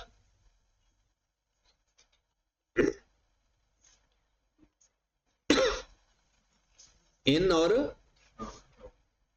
आउट, बैलेंस एट 31 दिसंबर 20। ये डिस्क्लोजर है जी इसके। बाकी तो अंग्रेजी लिखनी है इसकी, मेजरमेंट बेस लिखना है, फेयर वैल्यू के बारे में लिखना है, बाकी से वही सारी बात। हाँ जी, आ जाए जी। सबसे पहले क्या इसकी प्रॉपर्टी का पहले कोई बैलेंस अवेलेबल है या नहीं। देखिए इसके पास पहले कितनी इन्वेस्टमेंट प्रॉपर्टीज थी, पहले तो वो बताए। क्वेश्चन पढ़ दो।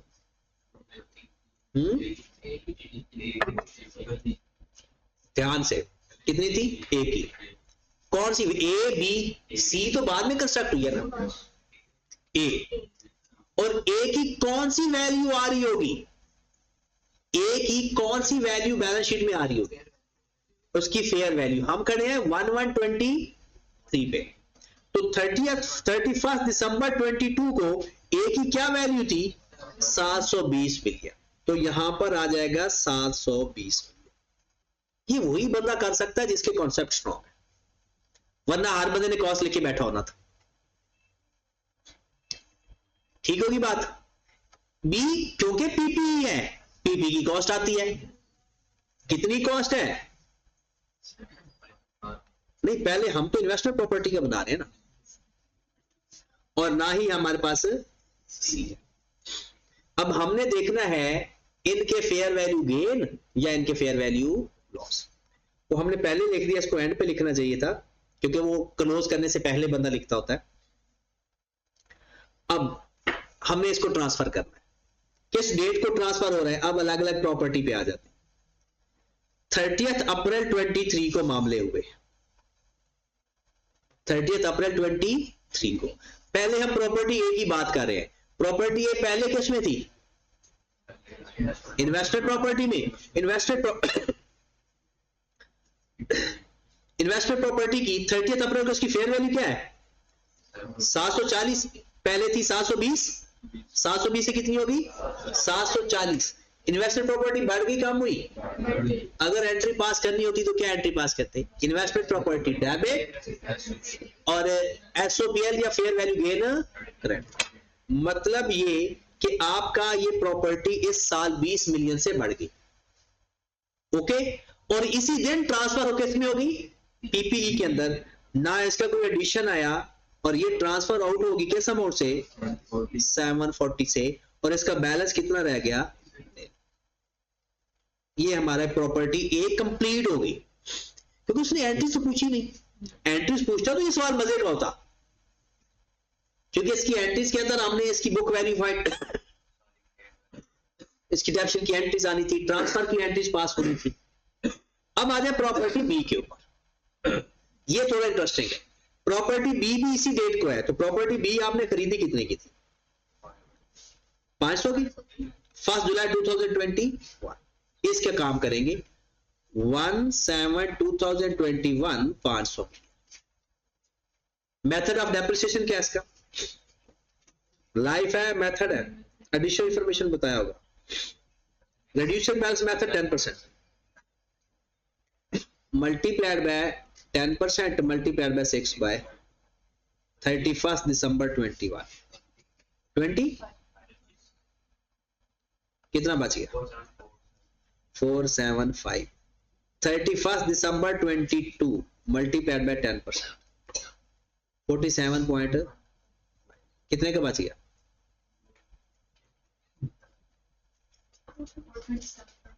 4।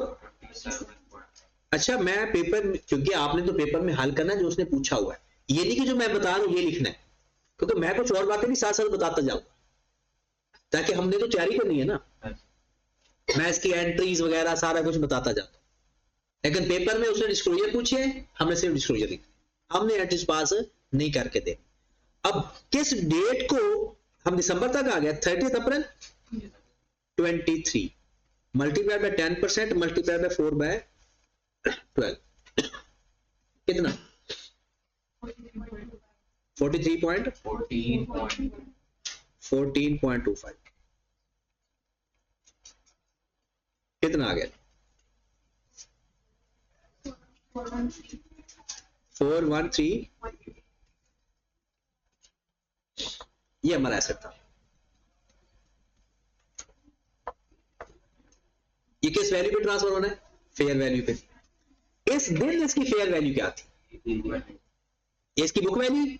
इसका मतलब ये है अगर एंट्रीज पूछता हमसे, हमने सबसे पहले एंट्री पास करनी थी 30 अप्रैल को। अगर एंट्रीज पूछता डेप्रिसिएशन टू अक्यूमुलेटेड डेप्रिसिएशन 14.25 ऐसा है, ऐसा ही होगा ना। उसके बाद हमने इसकी ट्रांसफर की एंट्री पास करनी थी। ट्रांसफर से पहले हमने इसको करना था रीवैल्यू, तो अक्यूमुलेटेड डेप्रिसिएशन डेबिट,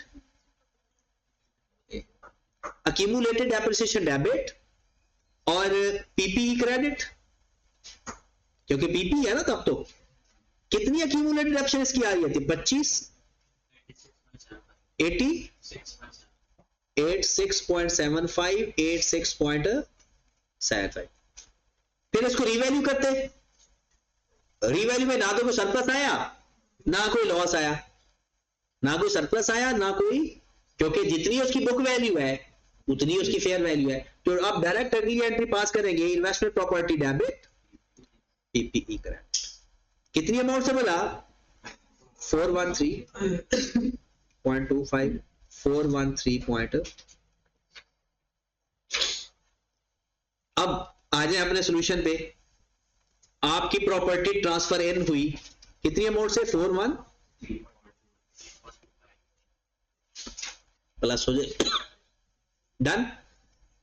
ये तो किस दिन की बात है, ये तो 30 अप्रैल की बात है। फिर ये फेयर वैल्यू तो भी आनी है ना। फिर इसकी फेयर वैल्यू है जनाब 31 दिसंबर को, प्रॉपर्टी बी की बात कर रहे हैं ना, 480। कम ही ज्यादा, हमारे पास कितनी की वैल्यू की थी 413.25 की, अब कितनी की हो गई, कितना फेयर वैल्यू गेन आया 66 पॉइंट लॉज। ये कितनी वैल्यू होगी 4। तो ये तो अगर आपको ना समझाता ना तो ये तो डायरेक्ट आना फेयर वैल्यू पे था, बस उसकी बुक वैल्यू फाइंड करनी थी और उसकी फेयर वैल्यू गेन पे लिखते। अब आ जाते हम एडिशन पे। हमारा एसेट कंप्लीट कितने का हुआ था 400 कितने में 430 में।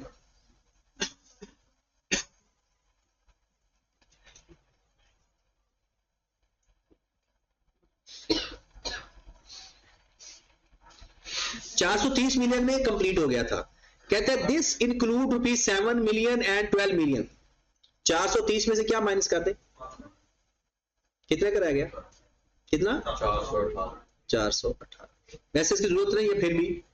अब मुझे ये बताएं इसको किस दिन हम अपना इन्वेस्टमेंट प्रॉपर्टी मानेंगे, 1 दिसंबर को या 30 सितंबर को?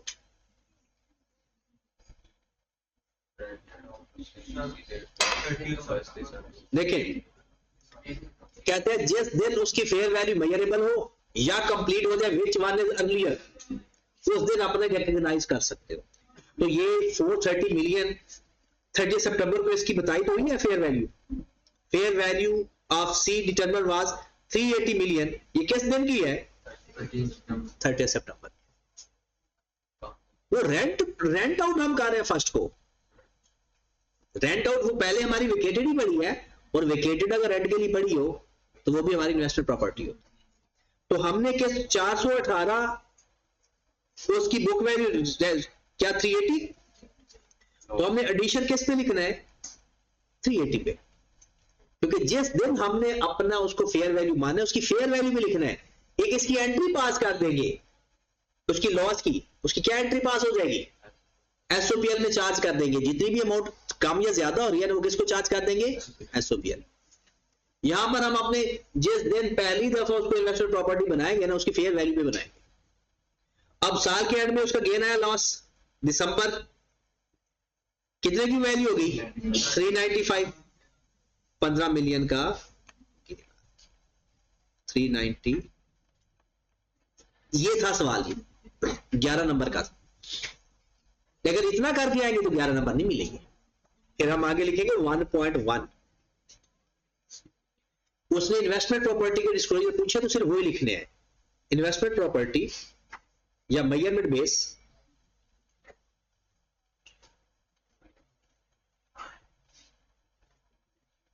क्या लिखेंगे, fair value model.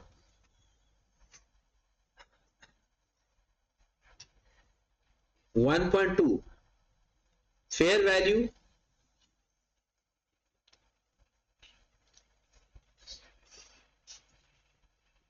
determined by an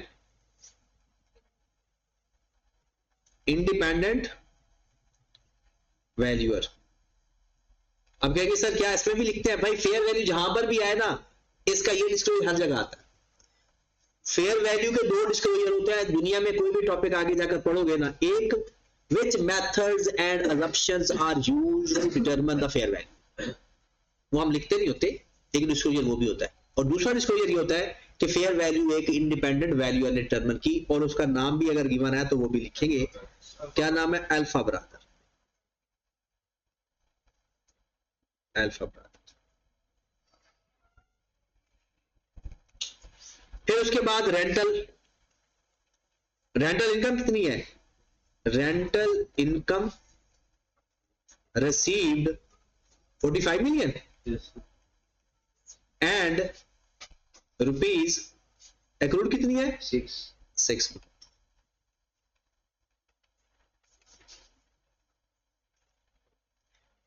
1.4 operating expense कितने आए,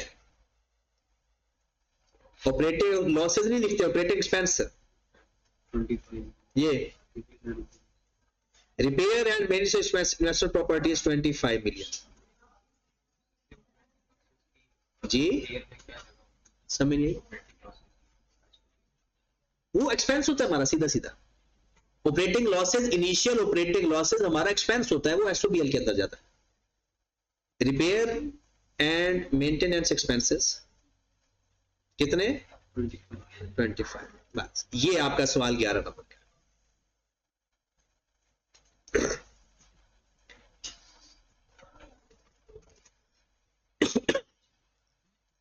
आपके ख्याल में इसका रिजल्ट कितने % होना चाहिए था? जी आप अपने लिहाज से बताना है कि अगर आपके सामने ये क्वेश्चन होता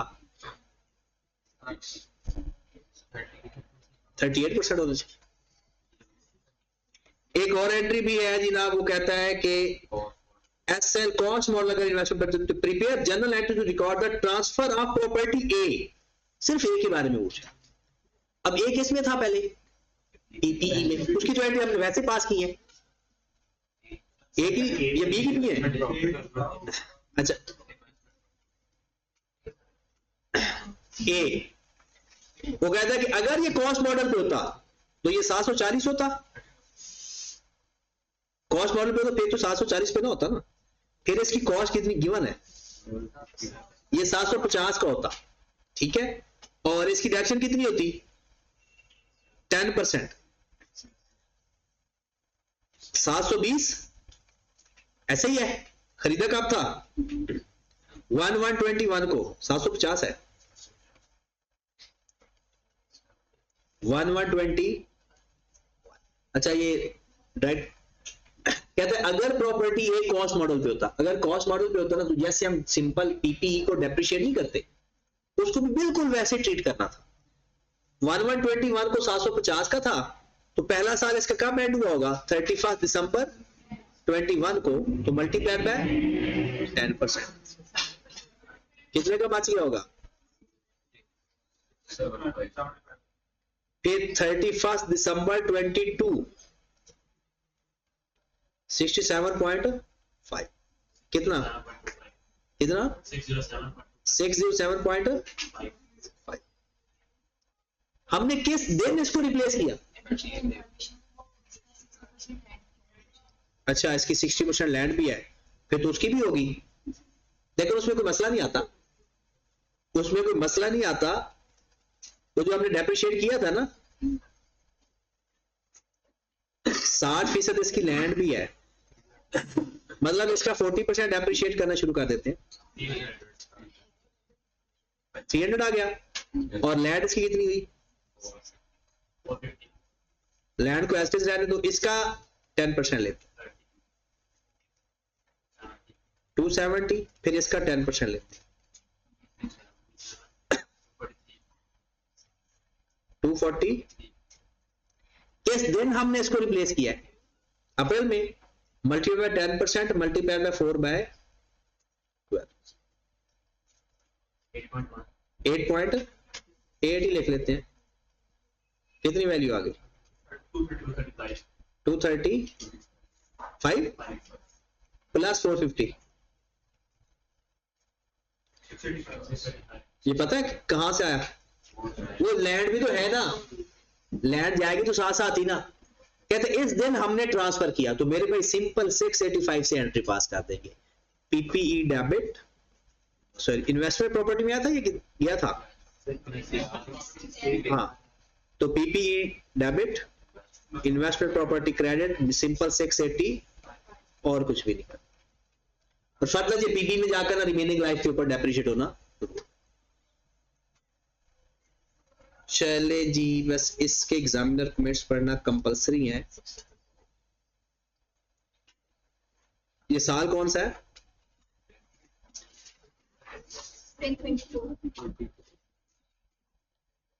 24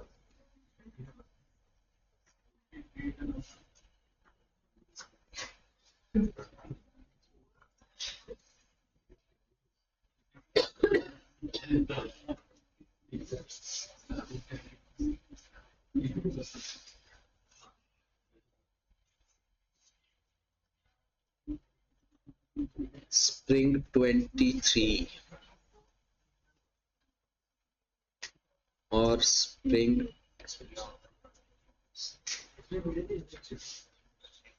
क्वेश्चन नंबर क्या है ये 8वां क्वेश्चन का जो रिजल्ट है मेरे भाई वो है 25%। अब आपको लगेगा कि इतना आसान क्वेश्चन का रिजल्ट इतना कम क्यों, उसकी वजह पता क्या, पहली दफा इसके डिस्क्लोजर अलग से आए, वैसे ही परेशान हो, हालांकि इससे पहले भी इसका सवाल आया हुआ था कट्ठा इन्वेस्टमेंट प्रॉपर्टी के डिस्क्लोजर और पीपी के साथ आया हुआ ये सवाल अलग से आया, जिसके अब आ गया ना इसका रिजल्ट 80% से भी ज्यादा आएगा, क्योंकि अब एक दफा पेपर में आ चुका है। हमारी नेचर ऐसी बन चुकी है कि जब तक एक दफा पेपर में सवाल ना आए, वैसा अगर आ जाए पहली दफा कोई आ जाए तो हमें ऐसे लगता है कि ये पता नहीं क्या मुसीबत आ गई।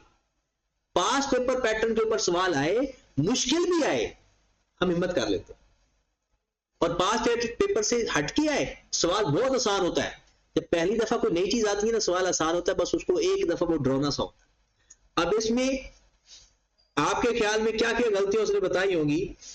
पहली गलती कहता है जी, if in respect of property A the opening balance was taken as 750। आया ना बात?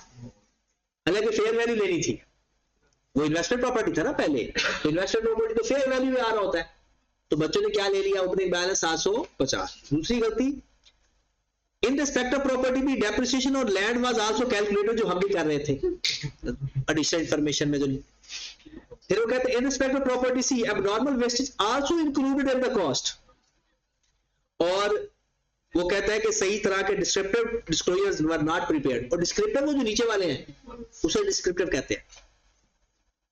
तो ये गलतियां उसने आइडेंटिफाई की हैं।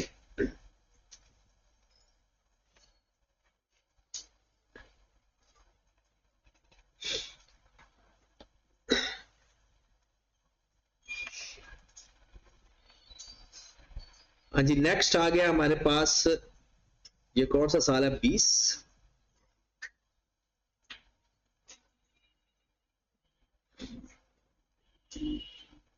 स्प्रिंग 24 का ये तो उसका क्वेश्चन आ गया था, ये दूसरा सवाल हमने कर लिया था, और तीसरा सवाल ये हो गया। अब आ जाए ऑटम 23 पे। ऑटम 23 इस क्वेश्चन हमने सारे किए हुए, बस एक दफा ओवरव्यू होता जाएगा। मैं ये थोड़ा सा ओवरव्यू देके,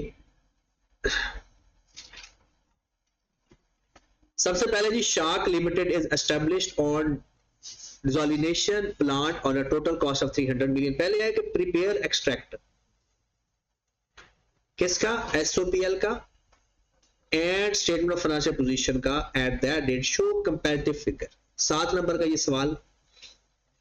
फिर वो कहता है बेटा का रिमार्क्स ही लिखने थे उसने 6 नंबर, और फिर उसने एक सवाल दे दिया notes on property plan and equipment और इन्वेस्टमेंट प्रॉपर्टी 17 नंबर। हो गया 30 पूरे।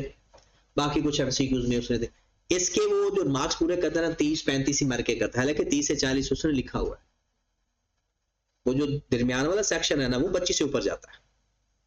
IS 33 रेशियो और ISB फ्रेमवर्क, वो अगर आप देखेंगे 27-28 के नंबर में दे जाता है।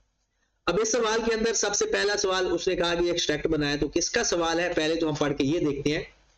SL established a desalination plant in a total cost 300 million in a coastal area of provide clean drinking water.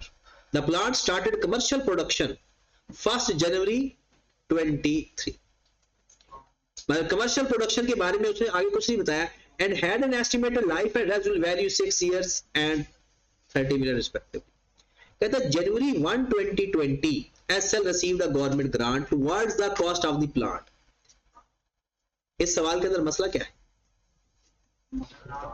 आपको प्लांट पहले मिला और ग्रांट बाद में। The section later stated that SL should also operate the plant of at least 300 days in each of the next 3 years. कहता है कम से कम कितना चलाएगा? 300 दिन अगले 3 साल के लिए। At inception there was a reasonable assurance. ये बात बड़ी इंपॉर्टेंट है। अगर शुरू में रीजनेबल एश्योरेंस है तो ये गवर्नमेंट ग्रांट रिकॉग्नाइज होगा, और अगर रीजनेबल एश्योरेंस नहीं है तो ये लायबिलिटी रिकॉग्नाइज होगा। शैल बी कंप्लाइड विद, कहता है in 22 it was not operated for 120 days. कहता है 2022 के अंदर owing this government issued a notice to SL for repayment 100 million. कहता है भाई 100 मिलियन वापस करो। अकॉर्डिंगली द अमाउंट, उससे अमाउंट वापस भी कर दी। एक्सट्रैक्ट हमने बनाने हैं दिसंबर 2022 के। क्वेश्चन किसका हुआ? ये गवर्नमेंट ग्रांट का। अब गवर्नमेंट ग्रांट में हमने सबसे पहले एक्सट्रैक्ट 2 सालों के बनाने हैं, क्योंकि 2021 का भी बनाना है और 2022 का भी, और दोनों। और सवाल का जवाब आपका शुरू हो गया समझो। आपने सिंपल पहले तो अपना फॉर्मेट बनाया ना, हम लिखेंगे SL है या जो भी नाम है, एक्सट्रैक्ट ऑन, पेपर में पूरा लिखना है SOPL, और फॉर द ईयर एंडेड अपना कौन सा साल लिखेंगे? 31 दिसंबर 2020। और यहां पर हमने क्या लिखना है जी, 2022 भी और 2021 रुपीज लिखेंगे जी, जिसमें भी रुपीज एंड मिलियन है, थाउजेंड है, वो भी लिखेंगे। साथ ही हम अपना SOFE का भी बना लेते हैं, extract on SOFE as at 31st December 2022 और यहाँ पर 22 और यहाँ पर 20। अब हमारा सवाल समझो स्टार्ट हो गया। सबसे पहले काम क्या करना है, अपनी ना एंट्रीज पास करते जाओ और एंट्रीज के साथ ही काम आपका होता जाए। सबसे पहली एंट्री किस दिन हमने ऐसे लिया, 1 जनवरी।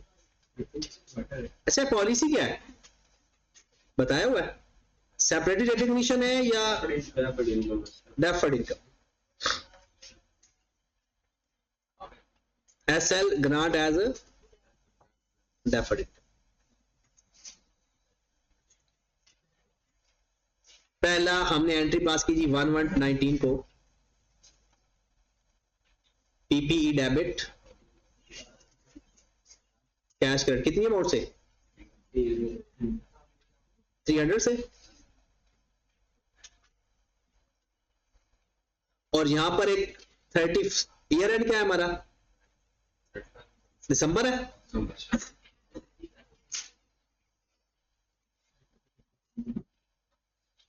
31st December 19 depreciation to accumulated depreciation, कितनी अमाउंट से बोला, 300 माइनस 30 डिवाइड बाय 6।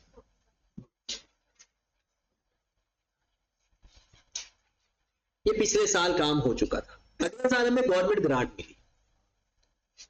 अब गवर्नमेंट ग्रांट वो कहता है कि 1 जनवरी 2020 को हमें गवर्नमेंट ग्रांट मिली, बस चाहे जिस डेट को मर्जी मिल जाती। हमने एंट्री पास की 1/1/20 को, government grant cash debit, deferred grant credit, कितने से 100। यहां पर मसला आ गया कि हमने जब दिसंबर के अंदर एंट्री पास करनी है, एसेट की एंट्री ऑलरेडी पास हुई हुई है और है भी सेपरेटली रिकॉग्निशन। अगर डायरेक्ट डिडक्शन होता तो हम कहते कैश टू PPE, हम क्या एंट्री पास कर देते, कैश टू PPE। फिर क्या होना था, अगर कैश टू PPE होता 300 में से 45 भी माइनस कर देते, वो तो पहले माइनस हो चुका है, और 160 भी माइनस कर देते, फिर उसको रिमेनिंग लाइफ पे डेप्रिशिएट करना चाहिए। सेपरेटली रिकॉग्नाइज है, उसकी हमने एंट्री पास कर दी अलग। अब 31 दिसंबर को जब हम एंट्री पास करेंगे तो पहले डेप्रिसिएशन की एंट्री पास करेंगे। मेथड क्या है, स्ट्रेट लाइन है ना, एज इट इज 45 से, और इस 160 को भी डेप्रिशिएट करेंगे over the 5 year, not 6 year, क्योंकि 1 साल तो गुजर चुका था। अब 6 साल टोटल लाइफ थी पिछले साल, 6 साल पिछले साल लाइफ थी, ग्रांट हमें अगले साल मिली, 1 साल का तो डेप्रिशिएट हो गया है।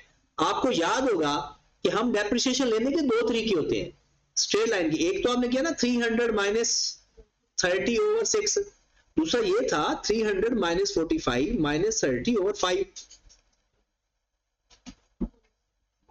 मतलब बुक वैल्यू को रिमेनिंग लाइफ पे डिवाइड करना।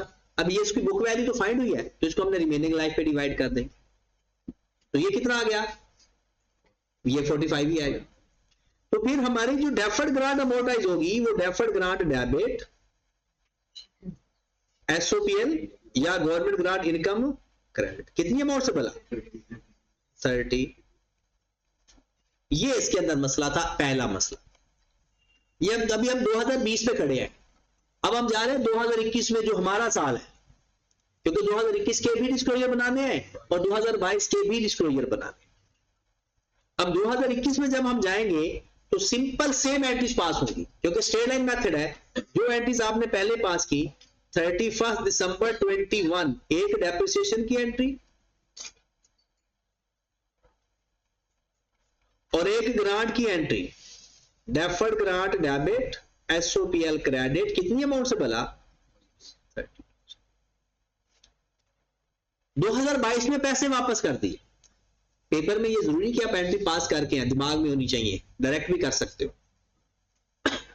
अगर ना हल हो रहा हो तो फिर इस तरह से कर लिया करें। बताएं 2022 में रिफंड किया, किस दिन को रिफंड समझेंगे? साल के शुरू, चाहे वो जब मर्जी रिफंड कर रहा है। डेप्रिसिएशन से पहले ही रिफंड की एंट्री पास करनी है, डेप्रिसिएशन बाद में। चाहे वो ये नहीं कहना कि जी दरमियान में पैसे वापस कर रहा है तो 6 महीने की डिडक्शन ले लें या नहीं, ऐसा कुछ नहीं होता इसमें। तो सबसे पहला काम, आपने कैश दिया है कितना भला? 100 मिलियन कैश आपने दिया है, 100 मिलियन का। और आपके कितना साल गुजर चुके थे? 2 साल। तो इसकी 2 साल की डेप्रिसिएशन भी लेंगे, एसओपीएल डेबिट करेंगे। बस मुझे आपने ये बताना है वो जो रेजिडुअल वैल्यू माइनस करके लेंगे या बगैर रेजिडुअल वैल्यू।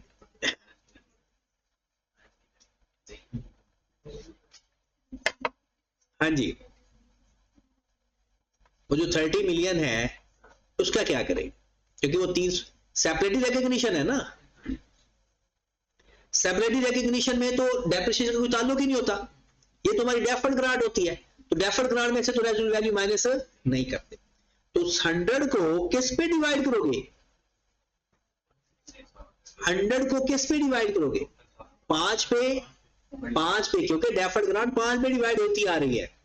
तो सिंपल 2 साल जो गुजर चुके हैं ना, वही वैल्यू है 34 और 34। वो जो इनकम लिख चुके हैं ना उस हिसाब से ही होती है, बस डिवाइडेड बाय 5 मल्टीप्लाइड बाय। अब कहेंगे वो तो 64 बन रही है, भाई वो 160 के हिसाब से बन रही है। हमने वापस कितने पैसे किए हैं? अगर आप लोग पूरे पैसे वापस करते ना तो आप करके देख लो, आपका 64 ही आता। अगर आप पूरे 160 पैसे वापस करते तो कितना आना था? 64 ही आना था, करके देख। क्योंकि हमने ये नहीं किया, हमने 100 रुपए वापस किया है। अब एंट्री क्या पास होगी? एसओपीएल डेबिट 40 से, डेफर्ड ग्रांट डेबिट कितने से? अब मुझे बताएं इसकी एंट्री, ये हम खड़े हैं दिसंबर 2022 में, ठीक है? ये तो 1 दिसंबर था ना, ये 1 दिसंबर था। अब मुझे बताएं दिसंबर 2022 की एक एंट्री मैं बताता हूं, डेप्रिसिएशन टू एक्यूमुलेटेड डेप्रिसिएशन 45 से। अब मुझे बताएं क्या डेफर्ड ग्रांट की एंट्री पास होगी या खत्म होगी? होगी, क्योंकि सारी ग्रांट वापस नहीं। और वो एंट्री पास हो जाती है डेफर्ड ग्रांट डेबिट एसओपीएल क्रेडिट। अब तरीकाकार देख ले, आपके पास ग्रांट मिली थी आपको जनाब 160, जिसमें 32 और 32 पहले ही खत्म हो गया था। फिर एक ही दफा 60 भी आपने कम किया, तो जब पैसे वापस किए थे ना तब भी आपकी ग्रांट 60 से माइनस हुई, तो बाकी रह कितनी की? रिमेनिंग रह कितनी रहेगी? 2 साल ही गुजर गए, 3 साल। तो जनाब 12 से एंट्री। अब एंट्री तो होगी, अब इसकी पोस्टिंग आ गई। अब पोस्टिंग में आए, यही तो मेन काम है। एंट्री तो फिर भी आप कर ही जाते हो। सबसे पहले मुझे बताएं जनाब, डेप्रिसिएशन की बात हो रही है 45 ओके। गवर्नमेंट ग्रांट रिफंड क्या 2021 में रिफंड हुई थी? नहीं। 2022 में रिफंड हुई, तो एसओपीएल कितने से डेबिट हुआ है? तो जब एसओपीएल के एक्सट्रैक्ट बना रहे हैं तो एसओपीएल तो आना ही आना। ये थे अदर एक्सपेंस, बाकी other income, fair value gain, sorry government grant income. हाँ जी, 2021 में कितनी इनकम चार्ज की थी आपने? 32। और 2022 में कितनी इनकम चार्ज की थी? आप एक्सट्रैक्ट एसओसीआई का तैयार, सिर्फ पोस्टिंग पर फोकस करना है। डन। अब ये और इंटरेस्टिंग है, एसओपीएल पहले लिखेंगे पीपीई, कॉस्ट लेस, ये ना भी लिखे डायरेक्ट भी बुक वैल्यू लिख सकते हो। आपके पास कॉस्ट कितनी है भला, 300। 2021 में एक्यूमुलेटेड डेप्शन क्या थी, 2021 के एंड तक कब एसेट खरीदा था, 19 में, पहली दफा 19 में डेप्शन किया था, 19 की 45 आई, फिर 20 की भी 45 आई और 21 में भी, क्योंकि हम at the end of the year खड़े हैं। 100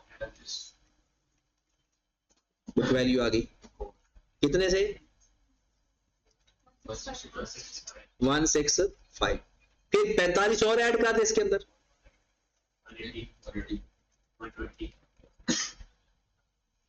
फिर आ जाए जनाब डेफर्ड नॉन करंट लायबिलिटी,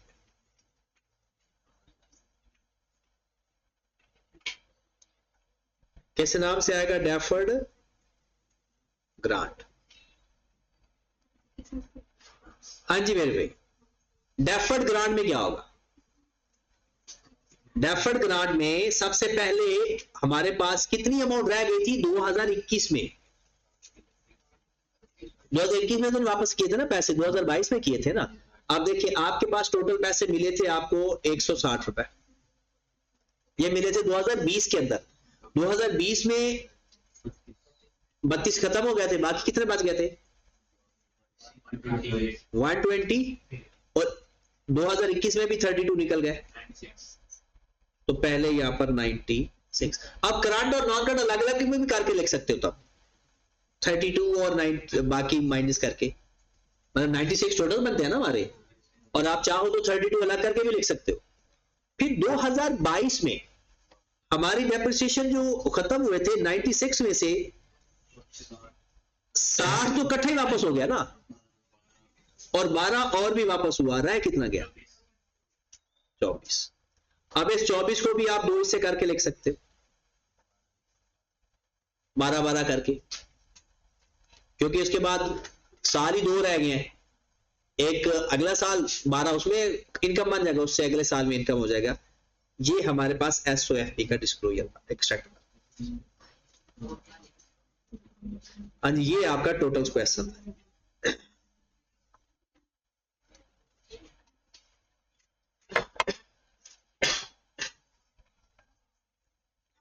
अब आप जब सवाल को ट्रैक पे लाओगे ना, तो आपको ऐसे लगेगा कि ये सवाल कंट्रोल वाले होते हैं, कोई इसमें मसला, कोई भी सवाल है।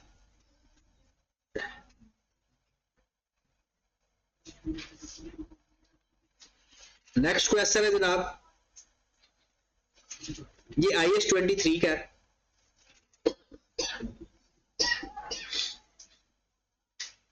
मुझे लगता है आज शायद IAS 23 का टाइम ना मिले, कोई नहीं, कल देख लेंगे, कुछ होमवर्क आपको दे देंगे ना।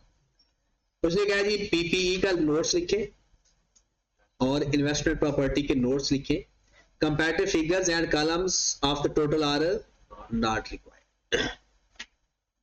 अदर इंफॉर्मेशन हम पढ़ते होते हैं, TL accounts for years using the net reporting method and transfer the maximum possible entry. ये देखिए हर दफा उसने ये लिखा होता है, क्योंकि लफ्ज मस्ट भी नहीं है ना, अब चाहे तो ना भी करते, अगर नहीं करेंगे तो फिर तो काम और आसान हो जाएगा, हमारी एक्सेस डेप्रिसिएशन आया नहीं करेगी।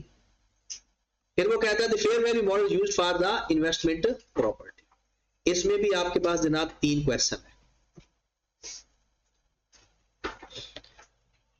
पहले पार्ट में लिखा हुआ है 1 जनवरी 2000, मैं क्वेश्चन रीड कर देता हूं और सारा पैटर्न बता दूंगा, करना आपने खुद ही है, जैसी बात है, अब आपने प्रैक्टिस करनी है, फिर उसमें कोई इशू आएगा तो वो हम डिस्कस करेंगे। हाँ जी, इक्विपमेंट डेट कौन सी है जी, 1 जनवरी 2022। आपके पास कॉस्ट गिवन है 360, लिखा हुआ है कॉस्ट या रिवैल्यूड अमाउंट, और ऑफिस बिल्डिंग है 280, उनकी एक्यूमुलेटेड डेप्रिसिएशन है 110 और 56। डेप्रिसिएशन के मेथड बता दिए और लाइफ और बता दिया, और कॉस्ट और रिविजन मॉडल, ये आपका ना वो डिस्क्रिप्टिव नोट्स बता दिए उसने। कहते हैं ये जो स्टार लिखा हुआ है ना, ये कहता है remaining life of the last revaluation, कहता है जब आखिरी दफा रिवैल्यूएशन की थी ना, उसके बाद इसकी लाइफ ये बच गई। 1 जनवरी 22 हमारा साल शुरू हो गया। The revaluation surplus related to the office building amounted 32 million. कहता है जनाब ये बिल्कुल वही सवाल देखेंगे आपको, एज इट इज वही सवाल है जो जनरल एंट्रीज वाला था। क्या कह रहा है? 1 जनवरी 22 को रिवैल्यूएशन सरप्लस हुआ 32 मिलियन। कहता however December 22 due to slump in the market the building was again revalued by an independent valuer and this time was revalued only 156 million. The office building was valued only 156 million. उस question की बात करें तो पहले loss पड़ा था, बाद में सरप्लस आया। इस क्वेश्चन में देखें तो पहले सरप्लस पड़ा हुआ है। ये कब का पड़ा हुआ है? 1122 को, 1122 को। और ये अब वो कहता है जी बिल्डिंग रहेगी। ये एक सवाल पूरा हो गया हमारा, एक सवाल पूरा हो गया। हम इसकी अकाउंटिंग देखते हैं। आप मुझे सिर्फ इतना बता दें, ऑफिस बिल्डिंग के अंदर कोई लैंड का एलिमेंट तो नहीं बताया हुआ ना? कहीं एंड पे ना बताया हो? नहीं है। ये मैं तो इन्हें फ्री के मार्क्स कहता हूं, क्योंकि ये एक अगर अलग अलग क्वेश्चन आ जाए तो हर बंदा ही कर जाए। ये इकट्ठा आता है ना, ऐसे ही परेशानी होती है। अब आए जरा, हमने एक एसेट को रीवैल्यू करना है दिसंबर 2022 को। सबसे पहले बताया जी उसकी बुक वैल्यू कितनी पड़ी थी? पहले 280, और उसके एक्यूमुलेटेड डिडक्शन कितनी पड़ी थी? 56। हमने ये जज करना है कि लास्ट टाइम उसकी जो रीवैल्यूएशन हुई थी ना वो 10 साल है, और मेथड स्ट्रेट लाइन मेथड है। इसका मतलब है 280 को मैंने अगर 10 पे डिवाइड करूं तो कितना आ रहा है? 28। तो 56 कितने सालों की डेप्रिसिएशन है? 2 सालों की। और ये जो 32 मिलियन आपके पास सरप्लस पड़ा हुआ है, अब आई कैप का ना, जिस बंदे ने उसका ट्रिक जज कर लिया ना, उसको अगले सवाल का भी पता चल सकता है कि अगले सवाल में पेपर में क्या हो सकता है। अब मैं सिर्फ 2 सवालों को आपको कंपेयर करके दिखाता हूं, एक वो जनरल एंट्री वाला सवाल और एक ये सवाल, और उसका पूरा कंपैरिजन करते हैं। देखिए आपके पास पड़ी हुई है जनाब वैल्यू 1122 है ना? 1122 को कितनी वैल्यू पड़ी हुई है? उसकी कॉस्ट 280, और उसकी डेप्रिसिएशन कितनी थी? 56। उसकी कितनी बुक वैल्यू कितनी आ गई? 224, और उसका सरप्लस कितना पड़ा हुआ है? 32। डन। लास्ट क्वेश्चन में आप देखें, उसने आपको 12 मिलियन का लॉस बताया था, लेकिन उसने करंट नहीं बताया था, 2 साल पहले का बताया था। ये उसने 2 साल बाद का बताया। वो जो 12 लॉस बताया था वो कब का बताया था? कहता जब लास्ट टाइम रिवैल्यूएशन हुई थी ना तब की वैल्यू है, और ये इसके बारे में कह रहा है 32 के बारे में कह रहा है 1122 का है। इसका मतलब है कि उस क्वेश्चन के अंदर हमने उसको नेट करके ये वैल्यू फाइंड की थी, और इसमें उसने खुद वैल्यू दी। पिछले अंदर भी हमने लाइफ फाइंड की थी, पिछले साल भी हमने लाइफ फाइंड की थी, लेकिन उसका पैटर्न कुछ और था। इस पैटर्न में क्या था? इसमें उसने अपने लाइफ खुद बता दी थी कि रिमेनिंग लाइफ इतनी है। तो हमने क्या किया? सिंपल, हमें पता चल गया कि ये जो 56 है ये 2 सालों की डेप्रिसिएशन है। ऐसा क्यों है भला? क्योंकि 32 को हमने रिमेनिंग लाइफ में डिवाइड करना होता है। 32 को किस पे डिवाइड करना होता है? रिमेनिंग लाइफ पे। अब जब मैंने इसको डेप्रिशिएट करना है, साल के एंड में रिवैल्यूएशन हो रही है या साल के शुरू में? साल के एंड पे 1122 की तो वैल्यू बताई हुई है। ये देखें दिसंबर 2022 को सवाल आपको हो चुका है, देख ले जरा। दिसंबर 22 को पहले मैं डेप्रिशिएट करूंगा या रिवैल्यूएशन करूंगा? डेप्रिसिएशन। इसको भी 8 पे डिवाइड कर दो, इसको भी 8 पे डिवाइड, ऐसा ही होना है। हाँ जी, अब उसने रिमेनिंग लाइफ 10 इयर्स बताई हुई है। कब बताई है? जिस दिन रिवैल्यूएशन था लास्ट टाइम, और उस रिवैल्यूएशन को 2 साल गुजर चुके हैं। उस रिवैल्यूएशन को, तो इसका मतलब है रिमेनिंग लाइफ उसके बाद भी 2 साल गुजर गई है। आप चाहो तो 10 पे डिवाइड कर दो, फिर किसको डिवाइड करोगे? 280 को, और चाहे तो बुक वैल्यू कर दो। तो कितनी अमाउंट आ गई? 28। आने भी 28 है, और ये कितनी आ गई? कितना बच गया? और ये कितना बच गया? लो जी, कहते हैं 196 वाला एसेट हो गया 156 का। कितने का हो गया? 150। कितना डिफरेंस आया? 40 का। तो क्या करेंगे? 28 ये माइनस करेंगे। अब मुझे बताएं, ये उस सवाल की ना उल्टी कॉपी थी। सेम वही ऐसा था, उसमें जो जो कुछ हो रहा था ना इसमें उल्टा हो रहा है। सवाल हो गया। अब हमने इसको डिस्क्लोजर में जाकर लिखना है। आपने अपना वो सवाल वही सारा पैटर्न होगा, ये ब्रॉड ऑन लिखेंगे, बैलेंस ब्रॉड ऑन, फिर उसके देखेंगे जी हमारा सरप्लस कितना आया, एलिमिनेशन कितनी हुई, सारा वही है। आगे हो जाएगा ये सवाल, पक्का ना? Yes sir. चले अब दूसरे पार्ट पे आ जाए। ये एक सवाल था इसके अंदर। दूसरा सवाल क्या था, कहता है 1 जुलाई new equipment was acquired by making payment 50 million to the supplier. कहते सप्लायर को 50 मिलियन आपने पे किया। In addition an old equipment was given in exchange, और ओल्ड एसेट भी दिया।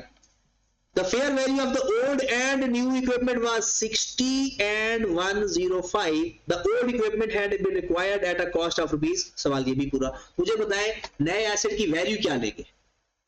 नए एसेट की वैल्यू देखिए, हमारे पास कुछ नहीं बताया हो ना। जब कुछ ना बताया हो तो fair value of old asset plus minus cash, fair value of old asset plus minus cash, तो एंट्री पास कर लो। न्यू एसेट डेबिट 50 मिलियन भी दिया और 60 मिलियन है ओल्ड एसेट, तो 50 जमा 60 100। अक्यूमुलेटेड डेप्रिसिएशन डेबिट कर देंगे किसकी वाला, पुराने एसेट की। ओल्ड एसेट क्रेडिट कर देंगे उसकी ओरिजिनल कॉस्ट से 80। कैश कितना दिया, गेन या लॉस आ गया। और हमें वैसे नोट्सों में ना गेन या लॉस की जरूरत भी नहीं पड़ती। नोट्सों के अंदर जनरल एंट्री के अंदर पड़ती होती है, लेजर के अंदर पड़ती होती है, एक्सट्रैक्ट के अंदर पड़ती होती है, लेकिन इसमें जरूरत नहीं पड़ती। क्लियर होगी बात? अब न्यू एसेट हम इस अमाउंट से डेबिट प्लस कर देंगे, ये माइनस कर देंगे, ये अक्यूमुलेटेड डेप्रिसिएशन माइनस कर देंगे, और जो नई अक्यूमुलेटेड डेप्रिसिएशन आएगी वो ऐड कर देंगे। खत्म हो गया ये। लास्ट कहता है 1 जनवरी 22 TL completed construction of warehouse at a cost of rupees 55 million for subsequent sale to the customer। तो क्या था ये पहले IS2 था, इन्वेंट सेल के लिए बनाया था ना, तो सेल के लिए बनाया था तो IS2 था। कहते हैं however warehouse was given on rent and the annual rent 8 million from 1 April 22। तो 22 को ये क्या बन गई हमारी इन्वेस्टमेंट। तो सबसे पहला काम क्या करेंगे, हमने आना है IS2 से IS40 के अंदर।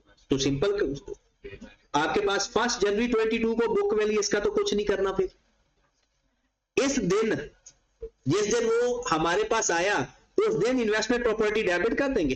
कितनी अमाउंट से, 73 मिलियन। और इन्वेंट्री क्रेडिट कर देंगे, क्योंकि इन्वेंट्री क्रेडिट की तो जरूरत ही नहीं है, जितनी भी अमाउंट है बाकी SOPL को चार्ज हो जाएगा। और फिर उसके बाद 73 से 80 मिलियन हम कर देंगे, सवाल खत्म होगा। ठीक है, तो कल जनाब आपने इसके 2024 और 2023 के सारे सवाल करके आने, और IS23 को देखकर आना। मैं कल उसको कुछ पहले पढ़ाऊंगा, फिर इसको सवाल करवाऊंगा, तो इंशाल्लाह आने वाले सवाल ना हमारे जल्दी होना शुरू हो जाए। लेकिन ये पूरा सवाल करना है, देखना नहीं है, पूरा सवाल करना है, ताकि आपकी नोट्सों की प्रैक्टिस अच्छी हो जाए।